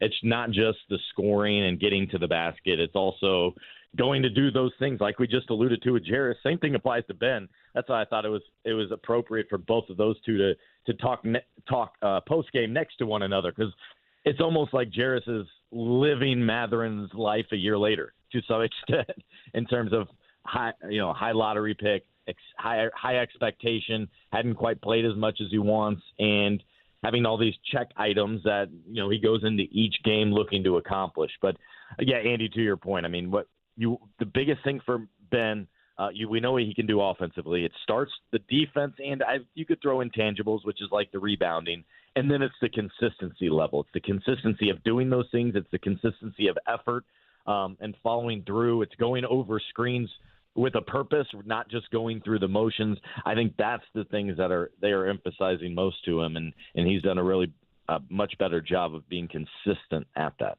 He is Scott Agnes, who joins us pretty much every Thursday here at 8:30. Last one here, Scott, and as always, thank you for the time. Want to switch gears to the Fever. If they couldn't have hired Stephanie White, do they still fire Christy Sides? I think you're still surveying what's out there, but the reality is you bring in a new entire front office with Kelly Krauskopf, with Amber Cox, and generally you almost always see a change, Sure. Right? I want my person. I want that. So I don't think it was a guarantee, but when it was understood that Stephanie was available, the Fever were at that point where I think they were ready to make a change. So I think it was headed that way. And when Steph, when Kelly became aware that, oh, wow, this could actually really happen with Steph, then it accelerated the timeline a little bit to make sure they went out and got her, because once Steph kind of moved on from Connecticut, there were 7 openings.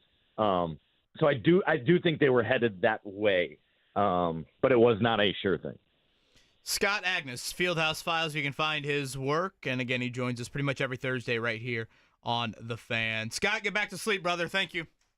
All right. Appreciate it, guys. Scott Agnes, Payless Liquors Hotline. Again, the Pacers back in Charlotte coming up tomorrow. Knicks, 5 o'clock tip on Sunday. So Sunday we'll get that, Andy. 1 o'clock Colts at home. I know. Pacers home at 5 o'clock. It's a good double dip, is it not? It's a true double dip instead of the 3 o'clock game, right, where you miss the first half or whatever. So, whatever. Did you see Paul George's comments last night? You want to hear him on the other end? What'd I miss? Paul George was booed last night going back to the Clippers. He didn't like it. We'll let you hear that sound, and then Jason Hammer going to join us in an hour.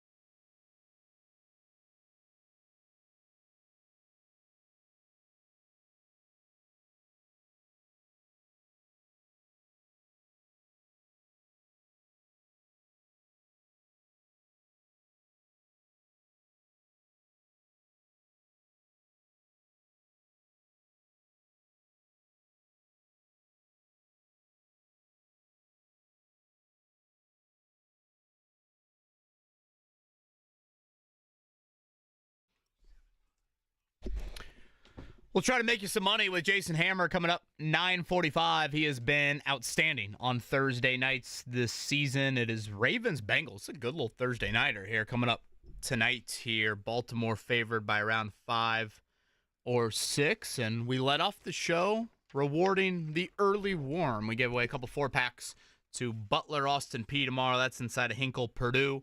Back in action tomorrow. So we are full swing college basketball here, and that means a lot of TV viewing. I went 3 screens last night. I was about to say, I was 3 screens, and I felt like I could have went, 4 or 5. Now, just with all the college games on. I assume, I speak for you and Mark, you both were Notre Dame Stonehill watchers last night? I watched I watched about 5 minutes of your Notre Dame Look game. at that. I don't mind You gave saying us it. 5 minutes. I checked Mark, in. 15 minutes, 20 minutes? I mean, I was locked in, and then the kids wanted to watch Honey, I Shrunk the Kids, so we watched that instead. Oh, man, I haven't seen that in 20 years. I got dare them you. in that, and I was 20 like, years. this movie rules. I forgot how great this Was movie it the is. first one, the original? There's other We ones, watched the right? first one, and we watched the second one last night. Okay. Honey, I Blew Up the Kid. Ah, that's Oh, it. wow, I forgot about that. and there's Honey, We Shrunk Ourselves, which we're watching tonight. We are all in a Lion The King right trilogy. now. We have sung Hakuna Matata so many times in the last 48 hours. I think I know Oh. every word. It still hits, man, doesn't it? For 25 years they've been making money on that. I have like a Pumbaa. Remember the Pumbaa stuffed Sure. animal? Oh, where yeah. the bugs, Yeah. like Timon. the bugs would be in like his mouth. Oh, I forgot Like, about that. I got Yeah, one when yeah. I was like kind of like almost too old. Someone gifted me one, but it's very nice. It's from the Disney store. Oh, tell me you still have it. And I kept it all these years. I gave it to Mason. I There you said, go. Look at that. Here you go. I love Of that. course, like bigger than It's a him. family heirloom now. That's exactly. I love that. That's exactly. I want Pumbaa on 4th and goal from the 1 getting a touch.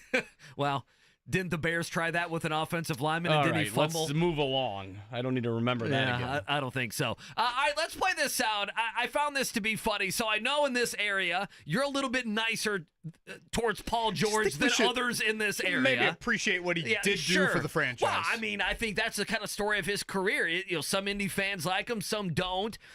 Some I get that his mouth kind of Clipper caught up fan, to him. yeah, but some Clipper fans, some OKC fans. He's a player who might never have a fan base that truly loves him. And of course, now he's in Philly. They go on the road back to the Clippers, and they lose last night. So the Clippers won that game, but he was booed. He was booed loud. They did give him a tribute video last night, and they tried. They had a tribute video of him doing like stuff in the community and charity work and some of the big shots that he took. But ultimately, we know it didn't end the way that anybody wanted. The winning just wasn't there in LA. So after the game, after being booed by the Clipper faithful, here's Paul George. Bother you though at all that they booed you for large stretches of that game? Like after 5 years here, playing your heart out for them, like does that bother you at all? I mean, it's stupid. I mean, I was a free agent. You know what I mean? I was a free agent. It wasn't something that I, demanded a trade or, went against the team here. Like, I was a free agent. The team presented something that was team friendly, and I did what was best for me in that situation. So there was the cheers. I appreciate them. Those were the ones that I played hard for. The boos, I didn't get it. I still don't get it when I go to Indy. But it is what it is. It's sports. That's what's in sports. All right, so your thoughts on that? I thought last year there were a couple maybe murmurs in the crowd with Paul George. Otherwise, there weren't a lot of cheers. So it's died out. Yeah, it's died out. It's kind of indifferent is the way that I viewed it. That first night, Used to be 2017. venomous. Oh my I gosh, bet that was great. It was, and I am so team booing. I'm like, you know what? If these fans are going to pay money to be in that arena, I mean, these guys getting paid how much money? Yeah, but how can Paul George say that as a man? Well, free agency, I do think it's different than demanding a trade. He played. Listen, it's like the Saquon Barkley stuff a little bit a couple weeks ago. Right. It's free agency. Did the Giants boo him? Yeah, they booed him. Yeah. They booed him. What I would say is, I just remember how bad he was in his return here. Does this man does he not know that he is on the Philadelphia 76ers? I mean, he is on the team in the city that enjoys booing more than anybody. If he goes out and has 2 or 3 bad weeks of basketball, they're going to boo his ass. And he's on the team. So anyway, I didn't know if you were pro-booing Paul George if you are an L.A. Clippers fan. And obviously, I don't think any of us know any if L.A. I'm Clippers pro fans. storming the court after every win, like Notre Dame should have stormed after Stonehill last night. I am pro booing. express your displeasure however you like, without throwing a bottle and hitting anybody in the head. Right. 3 of 14, Paul George in his return here. Is that what back he in was? 2017. I feel like Paul George has been really good, though, in recent games here. I feel like he's gone off. Does he really still get booed here? I'm trying to remember last year. I remember him playing he's had here. like some 40-pointers even here. He I don't know, maybe I'm wrong. He played 74 games last year for the Clippers, which is unbelievable. He's so injured. So That's where are we at? unbelievable. Embiid is coming back, and then... Well, he's suspended for 3 games, and then he'll be back. So when does that run out? It's soon here, I think.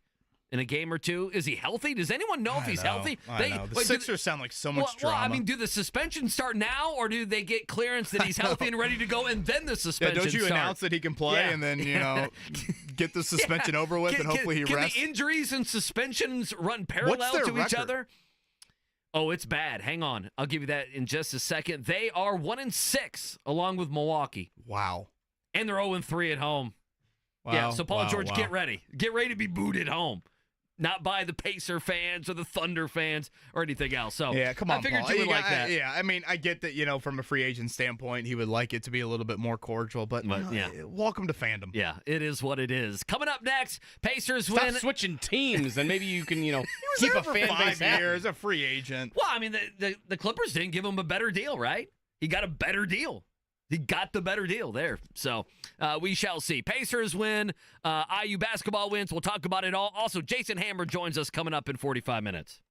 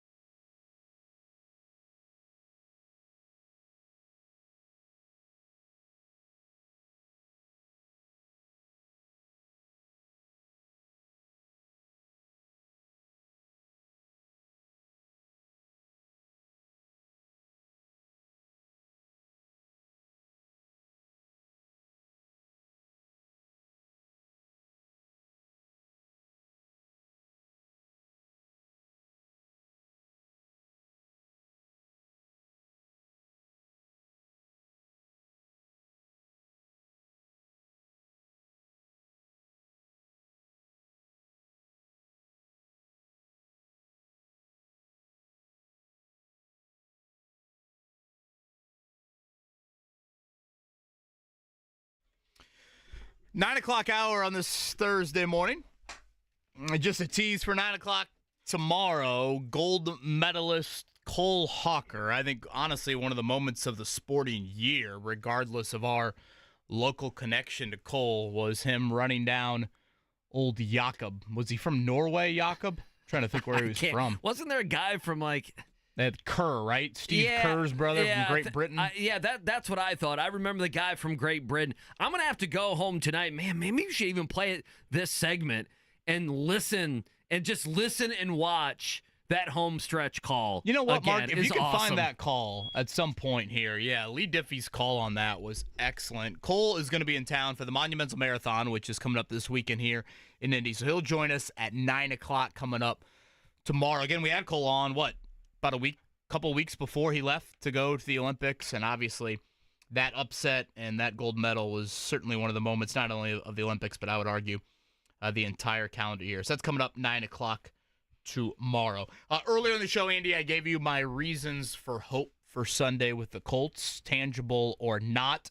Are you a believer in the trap game? You overlook teams in the NFL? Yeah, I just... Again, Buffalo's got Kansas City in their own building next week. Yeah, I mean, they have Kansas City and Detroit and, on the road at the Rams, and so they have some good games and some big games coming up, and they're still in this spot to where, if they can keep winning, you would imagine eventually Kansas City, and they'll have a chance to play them next week, that Kansas City will lose, right? You would imagine, and maybe Buffalo, of course, they've had Kansas City come to Buffalo, and they have still lost. I am a little bit a believer in the trap game. I'm more of a believer in the NFL that at any time anybody can beat anybody. Does that make sense? That the Colts especially have played these one-score games, and I know it was an 8-point game last week against Minnesota, but, if it's a 3-point game or a 4 or 5-point game, listen, even in that Minnesota game, it was 9-10 minutes to go.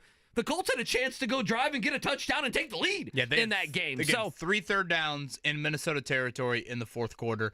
Didn't convert. Yeah, we've been through this with every single game where they, even if they have a crappy game on offense, you sit there and it's the fourth quarter and the time is ticking down and you have the ball and you have a chance to tie or take the lead. And so, if that happened, if you told me we get to the 6-7 minute mark and the Colts have a chance to go take the lead over Buffalo, I wouldn't be surprised. So I am much more of a trap game guy in college, just because they're college kids, right. They're not pros, and you're relying on guys who aren't going to be playing football. Party on Thursday night. Yeah. So on football, I'm very much that way. So maybe not as much in the NFL, but the Colts absolutely have a chance to win. And if they go out there and they lose by 14, I'll be stunned, and I'll seriously wonder if they're going to win any of these games coming up in November. Again, that's maybe more of a mindset reason for hope. The more of the actual play on the field, the reason for hope is Buffalo has struggled big time defending the run.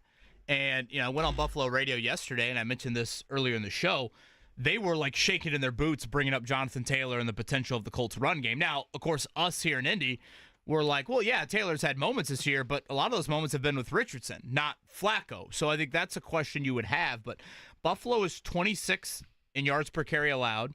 And if you go back to that 2021 meeting, the Colts really beating the you-know-what out of Buffalo up there, Carson Wentz, that had reached the point of the season where Frank Reich was afraid to throw the ball. And it was all Jonathan Taylor in that game, and he was outstanding with one of the best individual games of Taylor's career. But, I kind of fast forward to Sunday and think it like this, Andy. Joe Flacco had an interesting comment yesterday when, in talking about the run game issues, he mentioned, when you can run it effectively, it helps you dictate to your opponents a little bit more. And I don't know, maybe time of possession is this stat. I don't know if there's a stat you can point to, but I feel this way about the 2024 Colts. 9 games into it, I don't feel like they've been in control of many of these games. You watch whatever. I think that's fair. You watch the Pacers last night, and sure, Orlando made runs, but, the Pacers I felt like were in control throughout, and I don't feel like the Colts have been in control. Now, if you want to go to time possession, their 4 lowest time of possession games all season are all losses.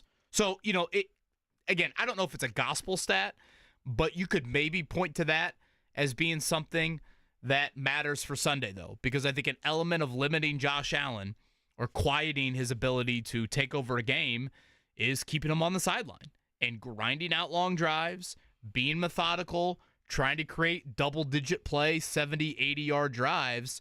that to me would go a long way in pulling this off. And the Colts have had that blueprint with Taylor before.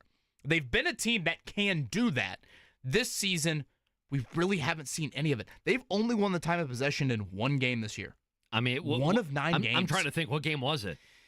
I need to go back and try to see if I can eyeball it and know which game it was. I would have guessed Jacksonville, but again, maybe it wasn't even Jacksonville. Well, Jacksonville hit the one play with Brian Thomas, so it would probably be Jacksonville. Right. Let me look it up. So I just feel like, again, dictating to your opponents, being more in control, certainly it helps to keep your defense a little fresher, and defending Josh Allen puts a lot of strain and stress. It was Jacksonville, 31-28, basically. Was it? Yeah, and it again, was. That game ended in a loss, but sure. Still, you felt like, a little bit more of control. So I just think that aspect to playing these sorts of quarterbacks is such a big deal.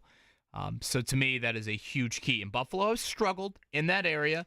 The Colts, on paper, it's probably the biggest surprise of the season that the Colts run offense, run defense hasn't been maybe as more potent as you would have liked it to be. If they win, what's the Flacco conversation? I mean, well, I we know if they lose and they lose by 14 at home and their offense looks terrible and there's the boo birds out. We talked about Paul George being booed, and you hear some boo birds in Lucas Oil coming up on Sunday. I mean, the conversation is much different, and then they go out there and win. It's like if they win, it's not going to matter what Flacco did because it's like, wow, they won the game. That's all that matters. Yeah, I think to me, so much of it boils down to the issues from Sunday night. I thought the Colts got into a lot of third and manageable, third and even shorts against Minnesota, and they couldn't convert. They were 3 of 11.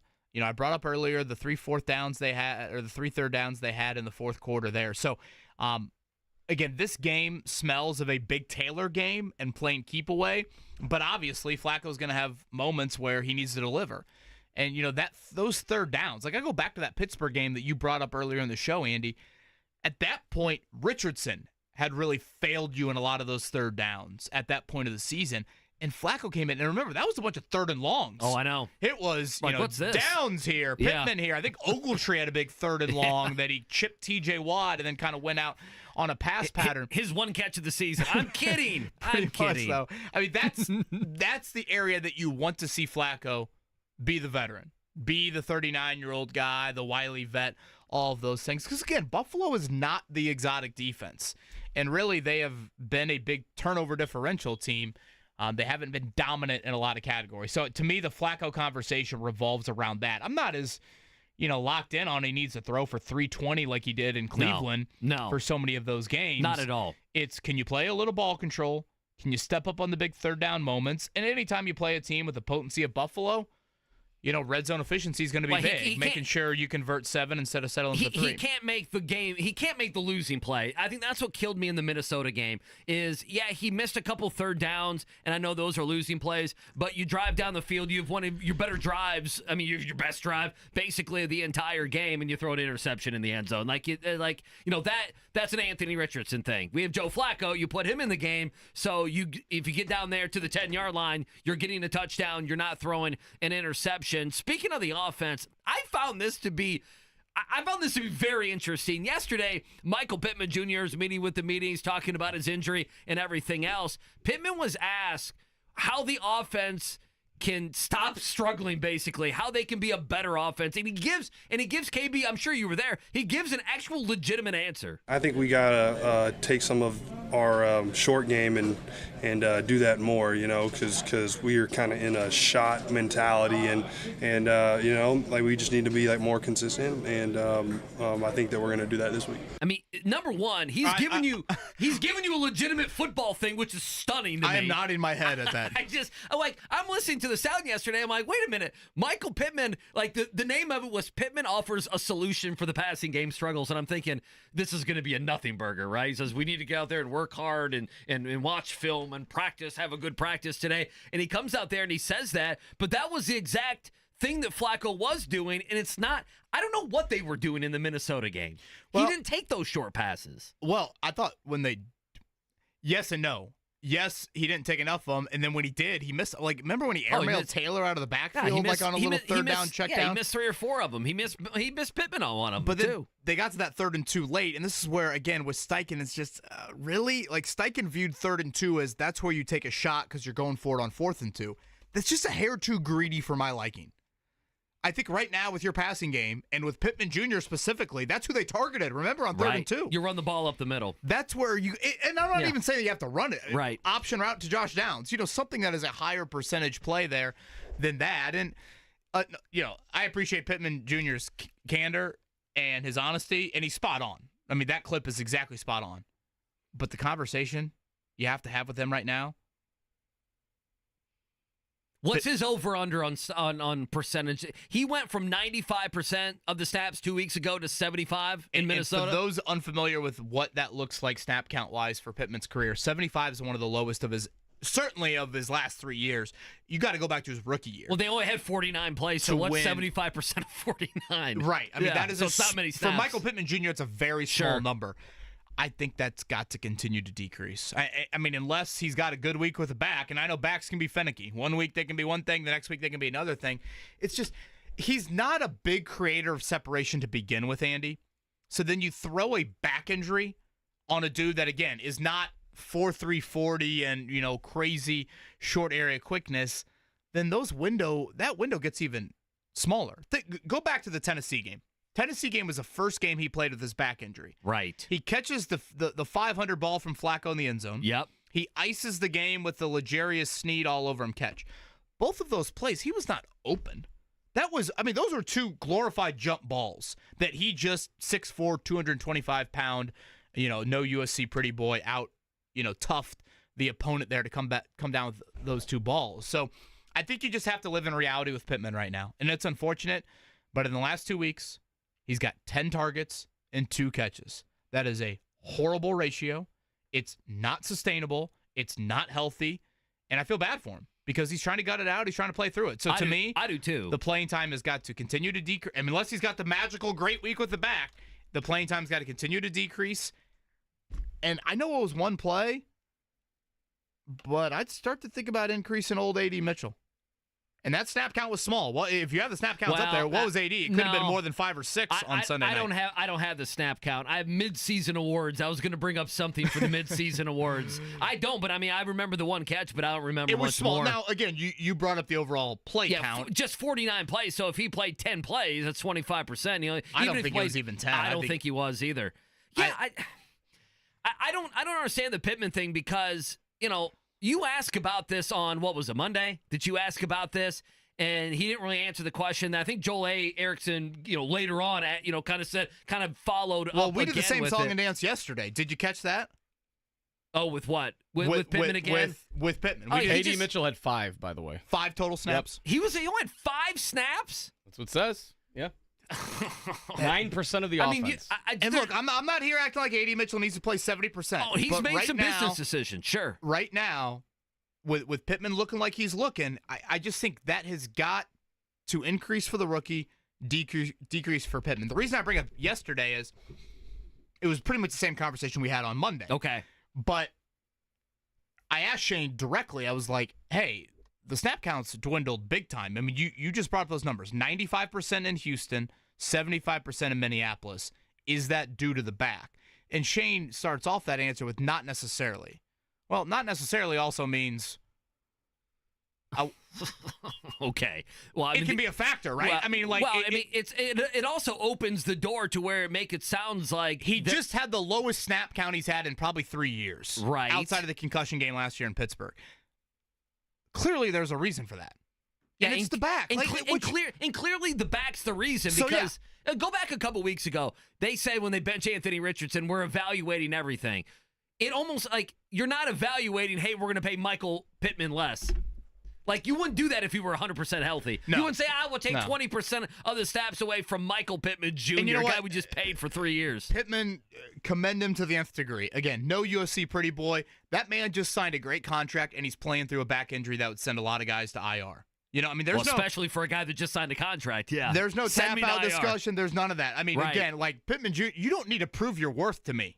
If I'm Shane Secker right now, I'm like, dude, I know what you're doing, and I'm going to protect yourself. I'm going to protect yourself from being out there. Whatever. Let's sit you down for a couple weeks.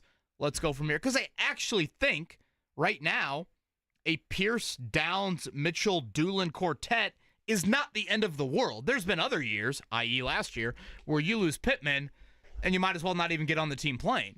But I don't think you're in that sort of state this season. So that's just another conversation that is difficult to have, but I think you need to have it with a captain. Well, again, Pittman hasn't done very much, but he did in that Tennessee game. I mean, he helped win you that game. But again, those were like I know those were a bit fluky. My point is that they put him on IR. He'd be coming off IR this week, and you wonder, would he be healthy? Like that's what makes me. We don't know about the injury. It makes me believe that he's not going to be able to get healthy by sitting out a couple weeks. Like, I wonder if that's the case. I think this is a natural conversation. We'll get to a morning check down coming up in a half an hour. So not at 9:30, more towards 9:45. We'll have Jason Hammer, who hasn't slept, who has just been inhaling election results for the last couple days.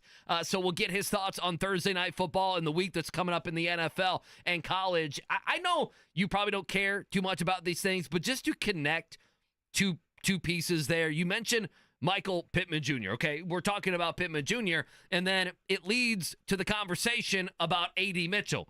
A.D. Mitchell has not done much at all this season. I'm not calling him a disappointment or a bust, or I'm not doing any of that conversation. His production's extremely quiet. But, other guys that had been drafted before him and that he was, angry they got drafted before him, just about all of them have played a lot more and have catches and touchdowns. And even a guy like Ricky Pearsall now, he's had 2 or 3 games in San Francisco. People need to remember before the season, he got shot in San Francisco. I'm using him as an example because, obviously, Neighbors and Adunze, even though some of these guys have missed games, they have had moments. The reason I bring it up is ESPN.com's Bill Barnwell put up his midseason awards, and I'm looking at like the Rookie of the Year.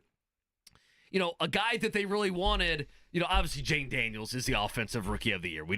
Come on, we all know that. But number 2 on Bill's list was Brock Bowers, who we thought they really wanted, coveted, hoped they could get, and then wanted to possibly even move up to get. We know how, lackluster the offense is with the tight ends around here. And then the other one is a guy who went pick number 23, who you had a chance that you could have picked up yourself, and that's Brian Thomas Jr. And then I bring it up because, listen, it's worth bringing up that the top 3 defensive players right now, Rookie of the Year defensive player, number 2, Quinyon Mitchell, who went to the Eagles 7 spots after you picked. You could have had him. And then the other one Jared Verse, right? is Jared Verse. I mean, Jared Verse was the... And he's the defensive end. That's the like-minded lot, and that's too. the one. He was a defensive end from Florida State who went number 19, who we talked about leading up to the draft, that's a guy they could have had. I mean, right now, he leads all rookies in pass rush win rate. He's 11th among all edge rushers in that metric. Let's see. He's credited with 24 pressures, 9 tackles for loss. That's 3 more than any other rookie. So there's a lot of stats. I think he has 2.5, 3 sacks, whatever it is. But I bring that up because we have the Pittman conversation. Part of the frustration with the Pittman conversation is A.D. Mitchell is not a part of the offense. 5 snaps last week isn't a part of the offense. And then while we're talking about it, I like Latu. I'm not calling him a bust. He has 2 sacks on the year? One or two sacks on the year. The flip side is a guy they could have had, Jared Verse, right now has had, I don't know if he makes a Pro Bowl, but Jared Verse has been better than Latu has. I don't remember much, but I remember this being an outstanding call, and we're going to play it right now. Again, Cole Hawker is going to join us tomorrow at 9 o'clock. This is the man who upset Jakob and Kerr in the 1,500 meter.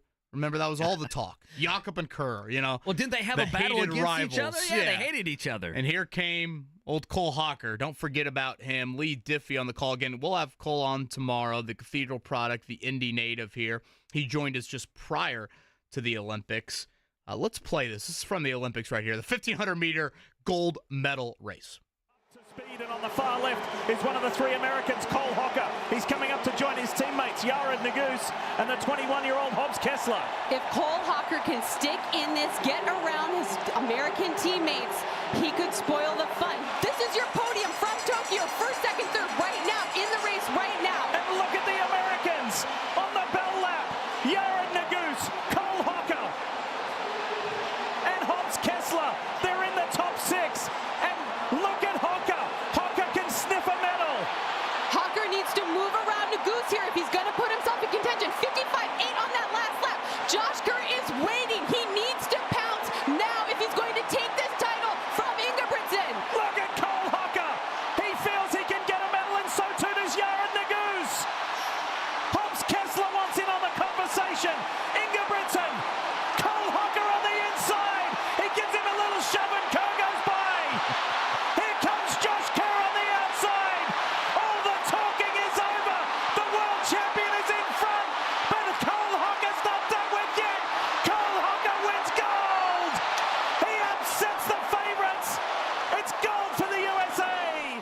chills. Dude, I was going to say, I had a chill run down my spine. What a great call. I have hair perpendicular right now on the neck. That's a top. I mean, I know gymnastics had some. We stunk at swimming for the most part. Team USA, men's and women's basketball. The women's had a very close game. The men were fantastic. To me, that's a top 2 or 3 moment of the Olympics. That was great. No doubt. Lee Diffie, outstanding. I forgot about the bump. Remember the bump? Yeah, the bump. And we had David Wood on from the Olympics. David Wood's a great Indy Star writer, and he's been doing some freelance work. We had him on. Who also knew more than anything about that race. Did we have him on the morning of the race? Yeah, he's like, I've been prepping for this race for 4 years. Right. And we're like, okay, you're a mad scientist. What are you talking about? And he called Cole Hawker Barry Sanders. Remember that? Yeah, I do remember He called him Barry Sanders, and I feel like you and I were at Colts training camp looking at each other sideways. Yeah. I'm like, Barry Sanders? Well, sure enough.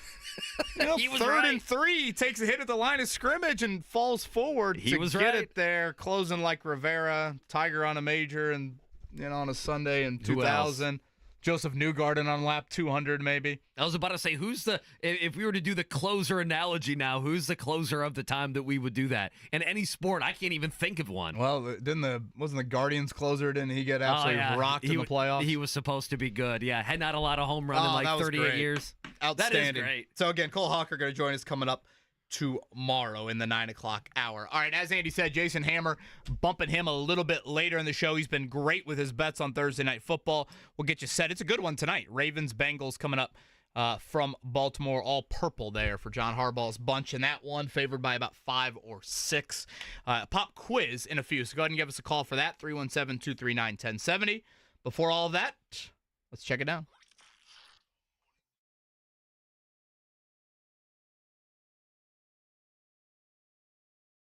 This season, don't miss the on-campus action at Ascension St. Vincent Field. Visit NUnites.com for tickets.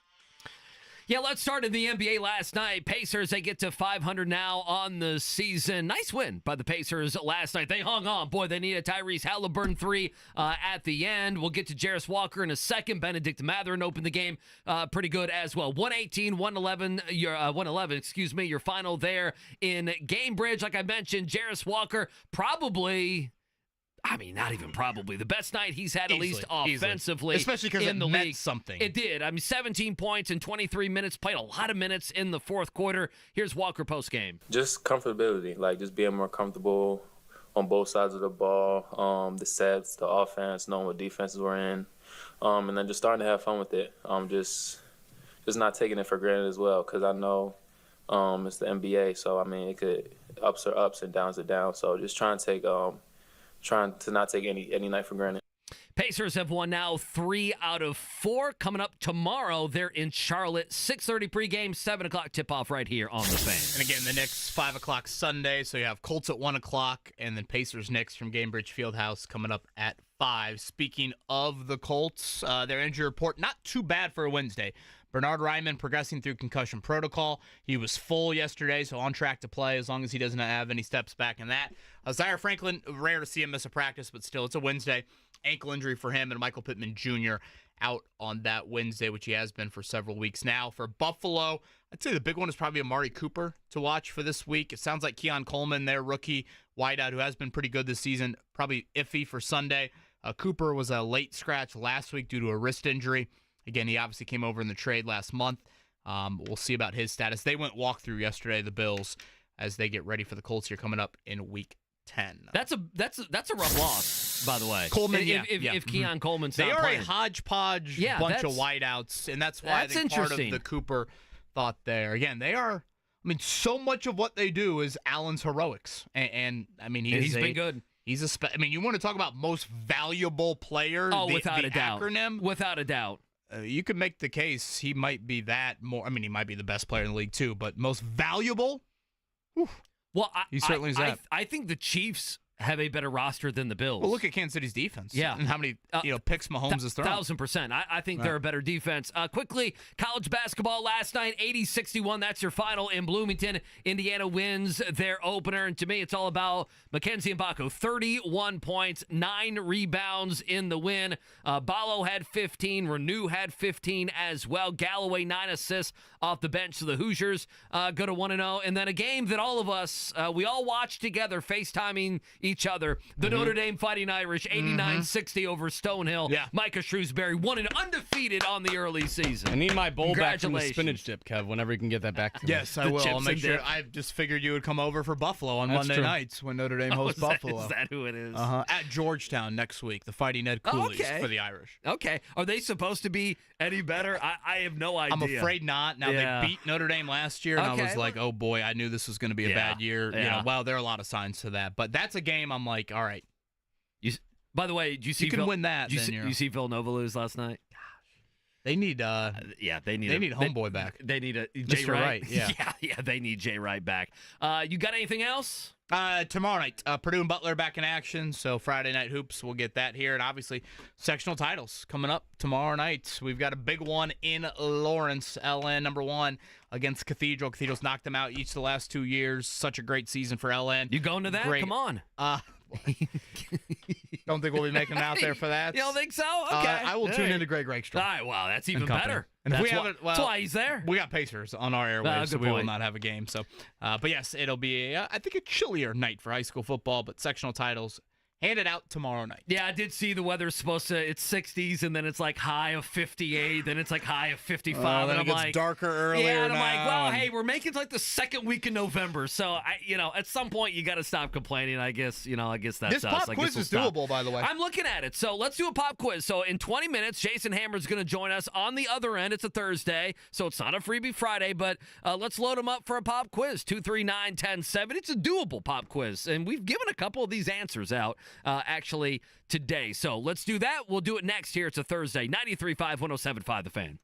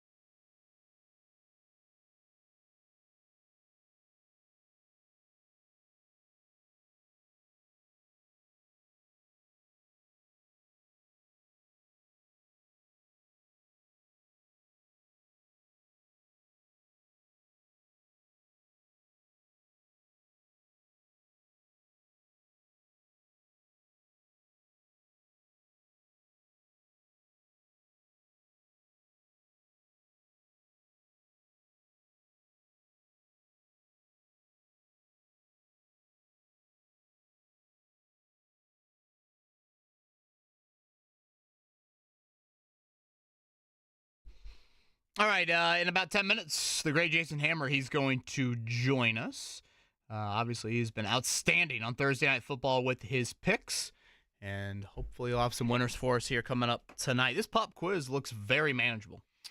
Yeah, Scotty's being nice on It's a one Thursday. of the softer pop quizzes I don't like it. I've ever seen. I know, it's more of a Friday pop quiz instead of a Thursday pop quiz, right? Maybe he gets scared because yesterday it was like 4 out of 5 right out of the gate.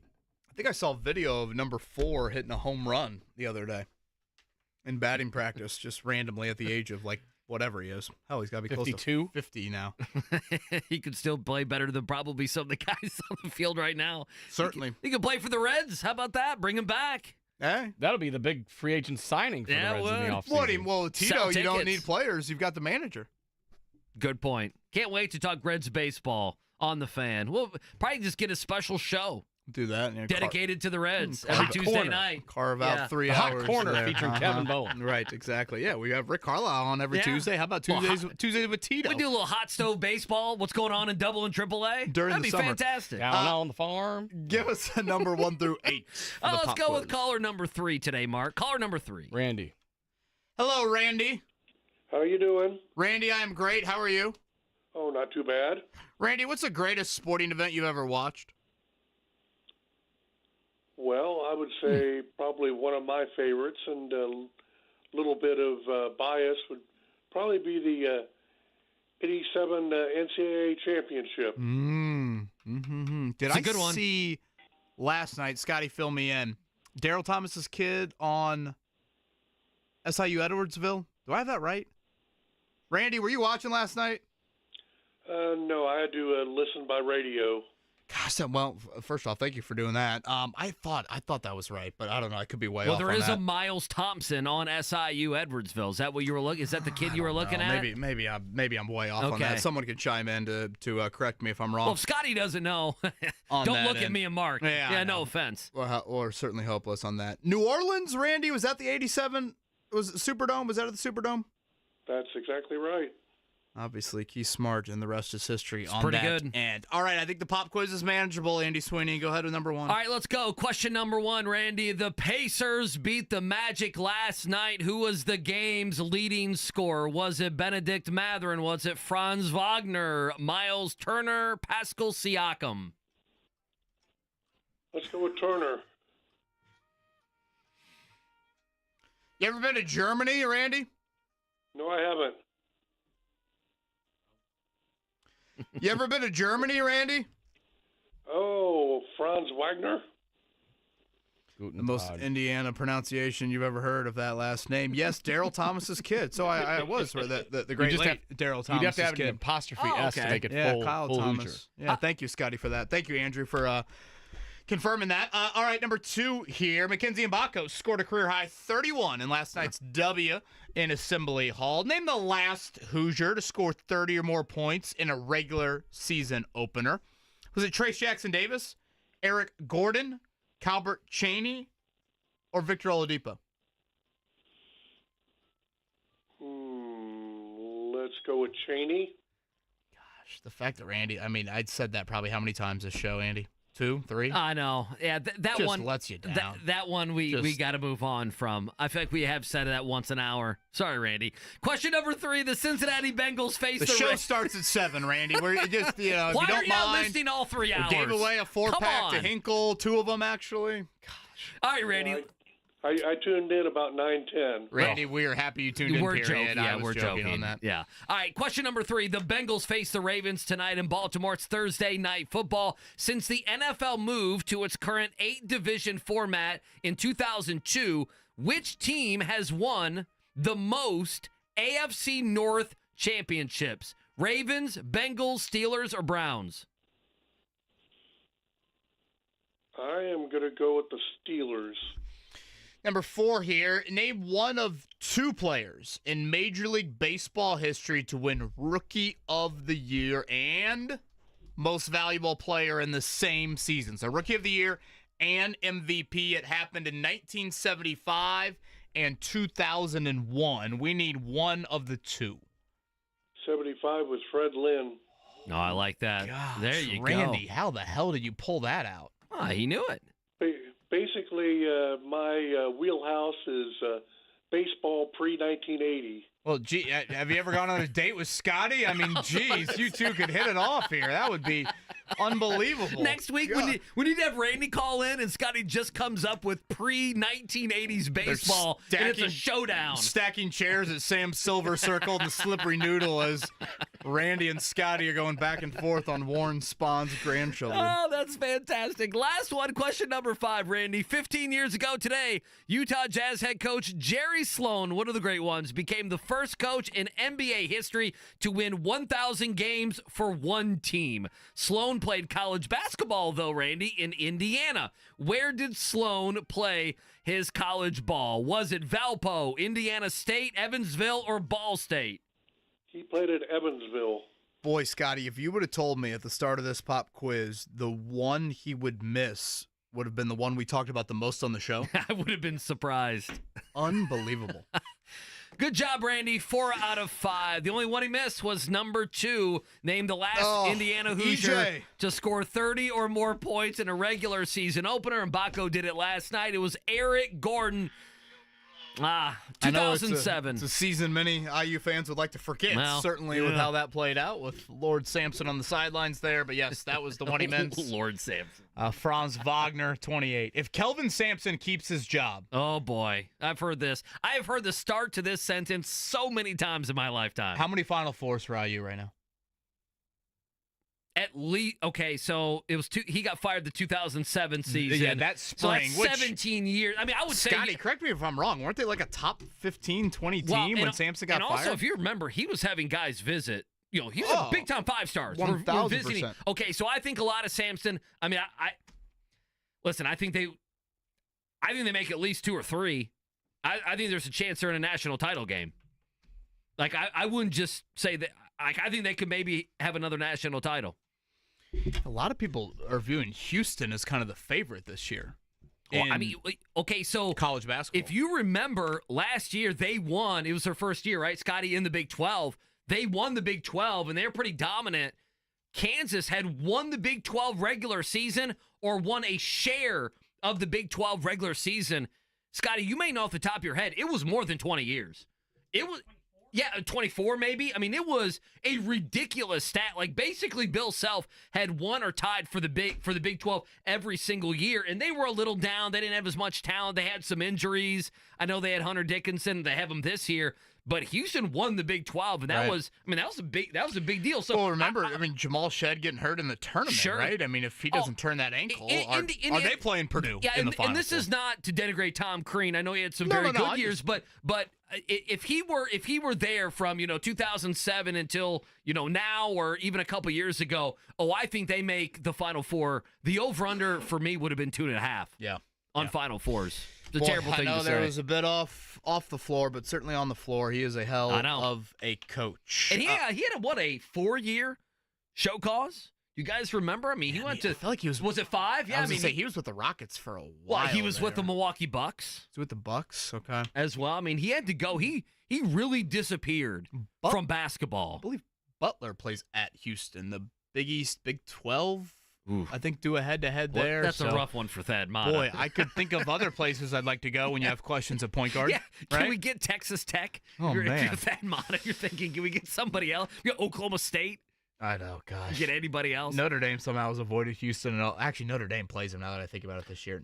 Notre Dame's in this tournament in Vegas. Have you heard about this? Yeah, you get $1 million of NIL money, don't you? And I want to say Notre Dame's 3 games are Houston, Bama, Rutgers. I'm like, Houston, Bama, Rutgers. I'm okay, like, 3 times. I'm like that. You're going 3. Man. Yeah.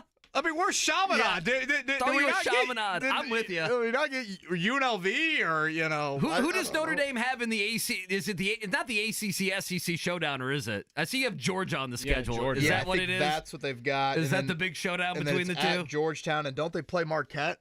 They play Marquette too. It is. You can always gauge what they think of you on who they give you in the SEC ACC challenge, and they gave you Georgia. Yeah, I know. That's not. I know. That's not a. That's not a ringing endorsement. That's there. Auburn. Hey, that's Anthony Edwards' alma mater. Yeah, you better believe it is. All right, let's take a break. Coming up on the other end, he's driving like a madman from a charity event. Okay, take your time, Hammer. Take your time, You're Hammer. good.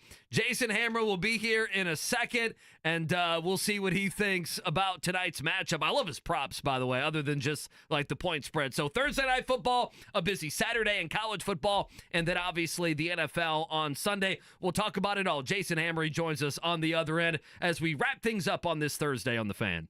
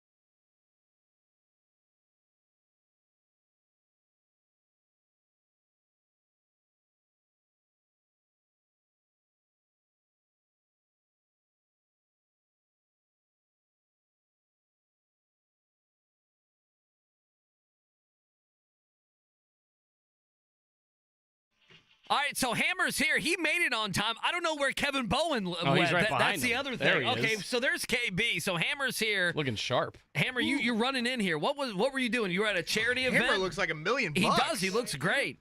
Here, pop his mic It's all on. those Thursday night wins. Yeah, I was at the Central Indiana Police Foundation okay. event earlier. There you go. Awesome event, benefits great people.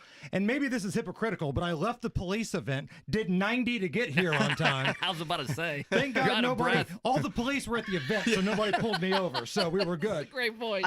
I feel like we got to start here, Hammer. You've been incredible on these Thursday nights. Like we just need to celebrate you here for a minute because we have so many people reach out to us, either staying up in the wee hours of Thursday night and watching this and cashing in, or certainly Friday morning, checking the box score and making sure that you have hit. I don't know if we have your season-long record, but I feel like it's outstanding. Yeah, man, we've been rolling pretty well here. And again, I'm not a professional handicapper. I don't have some 1-900 number. There's no website. I'm a degenerate just like everybody else. We just crunch some numbers and we make the best bets. Now, I will say this. I did receive some tweets from people saying, oh, man, I hit that 4-leg parlay last week. I'm not parlay guy. Like, I've always been like 2-teamer is about the max I want to do unless there's some sort of promotion, right? I'm with you. So if you won the 4 that we had last week, God bless you. That's awesome. But I've always been under the impression that if you make 3 bets and you lose 1, you're at 75% and don't make any money. That stinks. Yeah. Well, it stinks. Yeah, if you do singles, And you'll I'm be such living a sucker for the parlays. You'll be living in Belize I need to doing listen all to of you. these. Well, you know what's funny? I had a former producer, Hammer, who would do these exotic NBA bets. You know, it'd be Knicks +5 and Warriors -7, and he never hit them. But then he'd be like, I'm a bad sports gambler because he couldn't make those. I'm like, you think you're hitting 10 NBA games on a Tuesday night? Right. Nobody does that. If you do that twice in your life, that's probably, better than average. And we all have that one friend who's hit some amazing parlay. Every Yeah. single And they time. remind about you it for of it. years. Yep. They never tell you the 50 they lost leading up to that one, right? 1,000%. Jason Hammer with us here. Of course, Hammer Nigel afternoons on WIBC, Degenerates Next Door podcast. Let's go to tonight. This is a good Thursday night matchup, and it's got some relevancy, of course, to the Colts. Baltimore, and they're all purple, taking on the Cincinnati Bengals. That line hovered right around 5.5. Talk us through it. Looking at the over tonight, and I know primetime unders on Thursday, everybody likes to look at that, and usually it's a pretty smart bet. But man, every time these teams play, it seems like they put some numbers up. And this is the biggest over-under of the weekend at It is. 53. This is it. Tonight. God, 53 It's is a tough huge. sell to tell somebody to go over 53. But I like cheering for points. I do too. And Joe Burrow is playing really well. Like Lamar Jackson's probably the MVP right now. We know the Ravens offense right there with Detroit as maybe the best in the league. No questions there. But that Ravens defense is not that good. It's really not. It's, we always have this perception that the Ravens have Ray Lewis out there and, it's not the case, man. So Burrow's playing really well. I think 20 touchdowns, 4 interceptions. If they can get a little of that going, this total is doable. And you look at what they did just a couple weeks ago, it was like a Madden game, right? That was ridiculous, So, yeah. again, it's tough, man. But on Thursday night, where everybody loves the under, we're going to go the other direction. We're going to go over tonight. And I'm also looking at couple prop bets tonight. Joe Burrow over 24.5 completions. Joe Burrow, again, if it wasn't for Lamar Jackson, people would be saying he's having the best year in the AFC. Zay Flowers of Baltimore, over 59.5 receiving yards. 4 of the last 5 games, he's been over 110 yards in those games. Now, there was 1 week where it was a clunker, Dude, but he 4 out of 5. he disappeared that one game. I don't know what happened. It was 2 weeks ago, wasn't it? He had nothing. I'm like, what's going on? Then last week he was good again. And you're looking at the amount of targets that he's receiving. He's getting enough to where we can get this number. Cincinnati's defense is not that great. You saw what Baltimore did in the jungle earlier. So, again, I love these quarterbacks. I think this is a game where you're going to see some points. Might not be as high as a couple weeks ago, but I think we get there tonight. I like it. This is a big-time game. This is a big-time game. I wanted to ask you this before, we look at, obviously, the rest of the NFL. If there's something that you like NFL or college-wise, the college football playoff rankings came out, if we were to play this weekend, your Tennessee Volunteers would host the Indiana Hoosiers. You're smiling. Your thoughts on that? I mean, suddenly that little story of that little Indiana program and little old Kirk Signetti walking into the big boys in the SEC. I know that's what you think. It's going to be really fun. It's fun to talk about now, but the realistic dude in me says Tennessee's probably got another loss in them. They have to go to Georgia in a couple weeks. Just the offense is not quite good enough. It's not. It's not. Nico, their quarterback, has regressed as the year's gone on. He went from having touch on the football to going full Joe Milton from a year ago and throwing it from me to Mark as hard as he possibly can right at his feet. So that's a problem. But Tennessee's defense will keep them in most games. And let's be honest, Indiana might have a loss in them too because they've got a little trip to Columbus coming up. Yeah, that's not going to be easy. Can I tell you about a bad beat that I had this weekend? Please. I had the team total over 23.5 for Ohio State, and they ended up scoring 20. They fumbled at the 1-yard line and then drove the ball 3 other times. I think they settled for a couple field goals. In the fourth quarter, I knew I needed to hit this bet. What's his name? Will Howard, right? He overthrew a guy twice, and they had a drop at the 5-yard line, and I didn't cover. I had 5 different opportunities to hit that, and that was like my noon bet, right? So now I'm chasing the rest of the day. Now I got to make a 3:30 and a 4 and a 7:30 to make up for it. At least you didn't have Tua's passing yards. Did you see the break on that? Oh, no. Yeah, the Jalen Waddle lost a bunch of yards there at the end, ran right? back 20 yards because we're getting ready for a little pitchy and got tackled. So that counts as a pass. Right. -20, and it screwed his passing Yeah, total. I had Waddle, and he screwed me in some fantasy points here. That's brutal. Do we like anything from a local standpoint? Let me throw out, first off, Indiana 2-touchdown favorite over Michigan is just astonishing to say out loud. Right. I don't know if you want to dabble in Purdue getting seemingly 170 points at Ohio State. Notre Dame's a huge favorite over Florida State. And then if you want to go Colts and Bills, a 4-point underdog on Sunday. So a couple totals here in the college games, right? I'm looking at the over for Indiana and Michigan. Michigan's defense is good. Indiana's defense is playing well, but it's a pretty low total. And I think the Hoosiers themselves might be good for most of this. I think they do the heavy lifting here. If you get around 14-17 from Michigan, I think your toes are tapping. And with Notre Dame and Florida State, this is another one. Low total because it's such a low expectations of Florida State, Man, they're right? bad. They're so But bad. the total is so low. I think Notre Dame, last time I checked this, it was around 42.5, 43. It's 42.5 on DraftKings right now. And the money's the same. It's -110, both the over and the under. I feel like Notre Dame might be able to get that by themselves. And their offense has played a little better here as of late. It's at home, and if it's one of those games where it's like a 30-point lead in the fourth quarter, you start getting into garbage time where backups are in the game, you get just a horrible touchdown late. That's what spooks me off the under in these low totals. So, man, I'm going to go with the over in both of those ones. Interesting. You guys drop in at 1 o'clock today, the NFL Sunday podcast, Degenerates Next Door. Oh, yeah. Yeah, the college edition is out now. The NFL edition drops at 1 o'clock today. And I always say, when I win, you guys win. So I haven't forgot. We'll take a shot after the segment, okay? Because we won last week. We ran the table, baby. 4-0. Yes, we did. You better believe it. All right, Hammer. Appreciate it, man. Thank you, guys. Gosh, I just love his look here on this, Thursday morning. Looks like $1 million. He does. Got the sport coat look. Yeah, I like outstanding. it. Jason Hammer with us here again, WIBC Afternoons, Degenerates Next Door. I guess viewing-wise tonight, it's Cincinnati-Baltimore on that end. I don't know any other appointment television necessarily from a sports standpoint. Tonight, obviously tomorrow, we'll get the Pacers back on the road again, Purdue and Butler in action. But tonight, a good Thursday night football game. You tell me you're not watching Florida and Jacksonville on the college basketball front? That's the only top 25 team we have in action tonight. Gosh. The Florida Gators, and they have a guy who's like 7'8". Have you seen this kid? Oh, I have seen this kid. Yeah, people are asking he's so tall. How Purdue didn't get him. Oh, well, they already had 3 of them.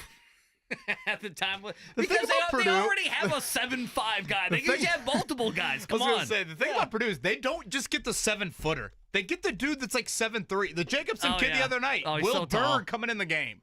Incredible. By the way, Cole Hawker, gold medalist, can join us tomorrow night. Would you want to be that tall? Would you want to be 7'5"? Never. Never? No. I want no part of it. Driving, flying, no thank you. Showering? Yeah. Well, hotels, bedding. Flying would be the one, would it not?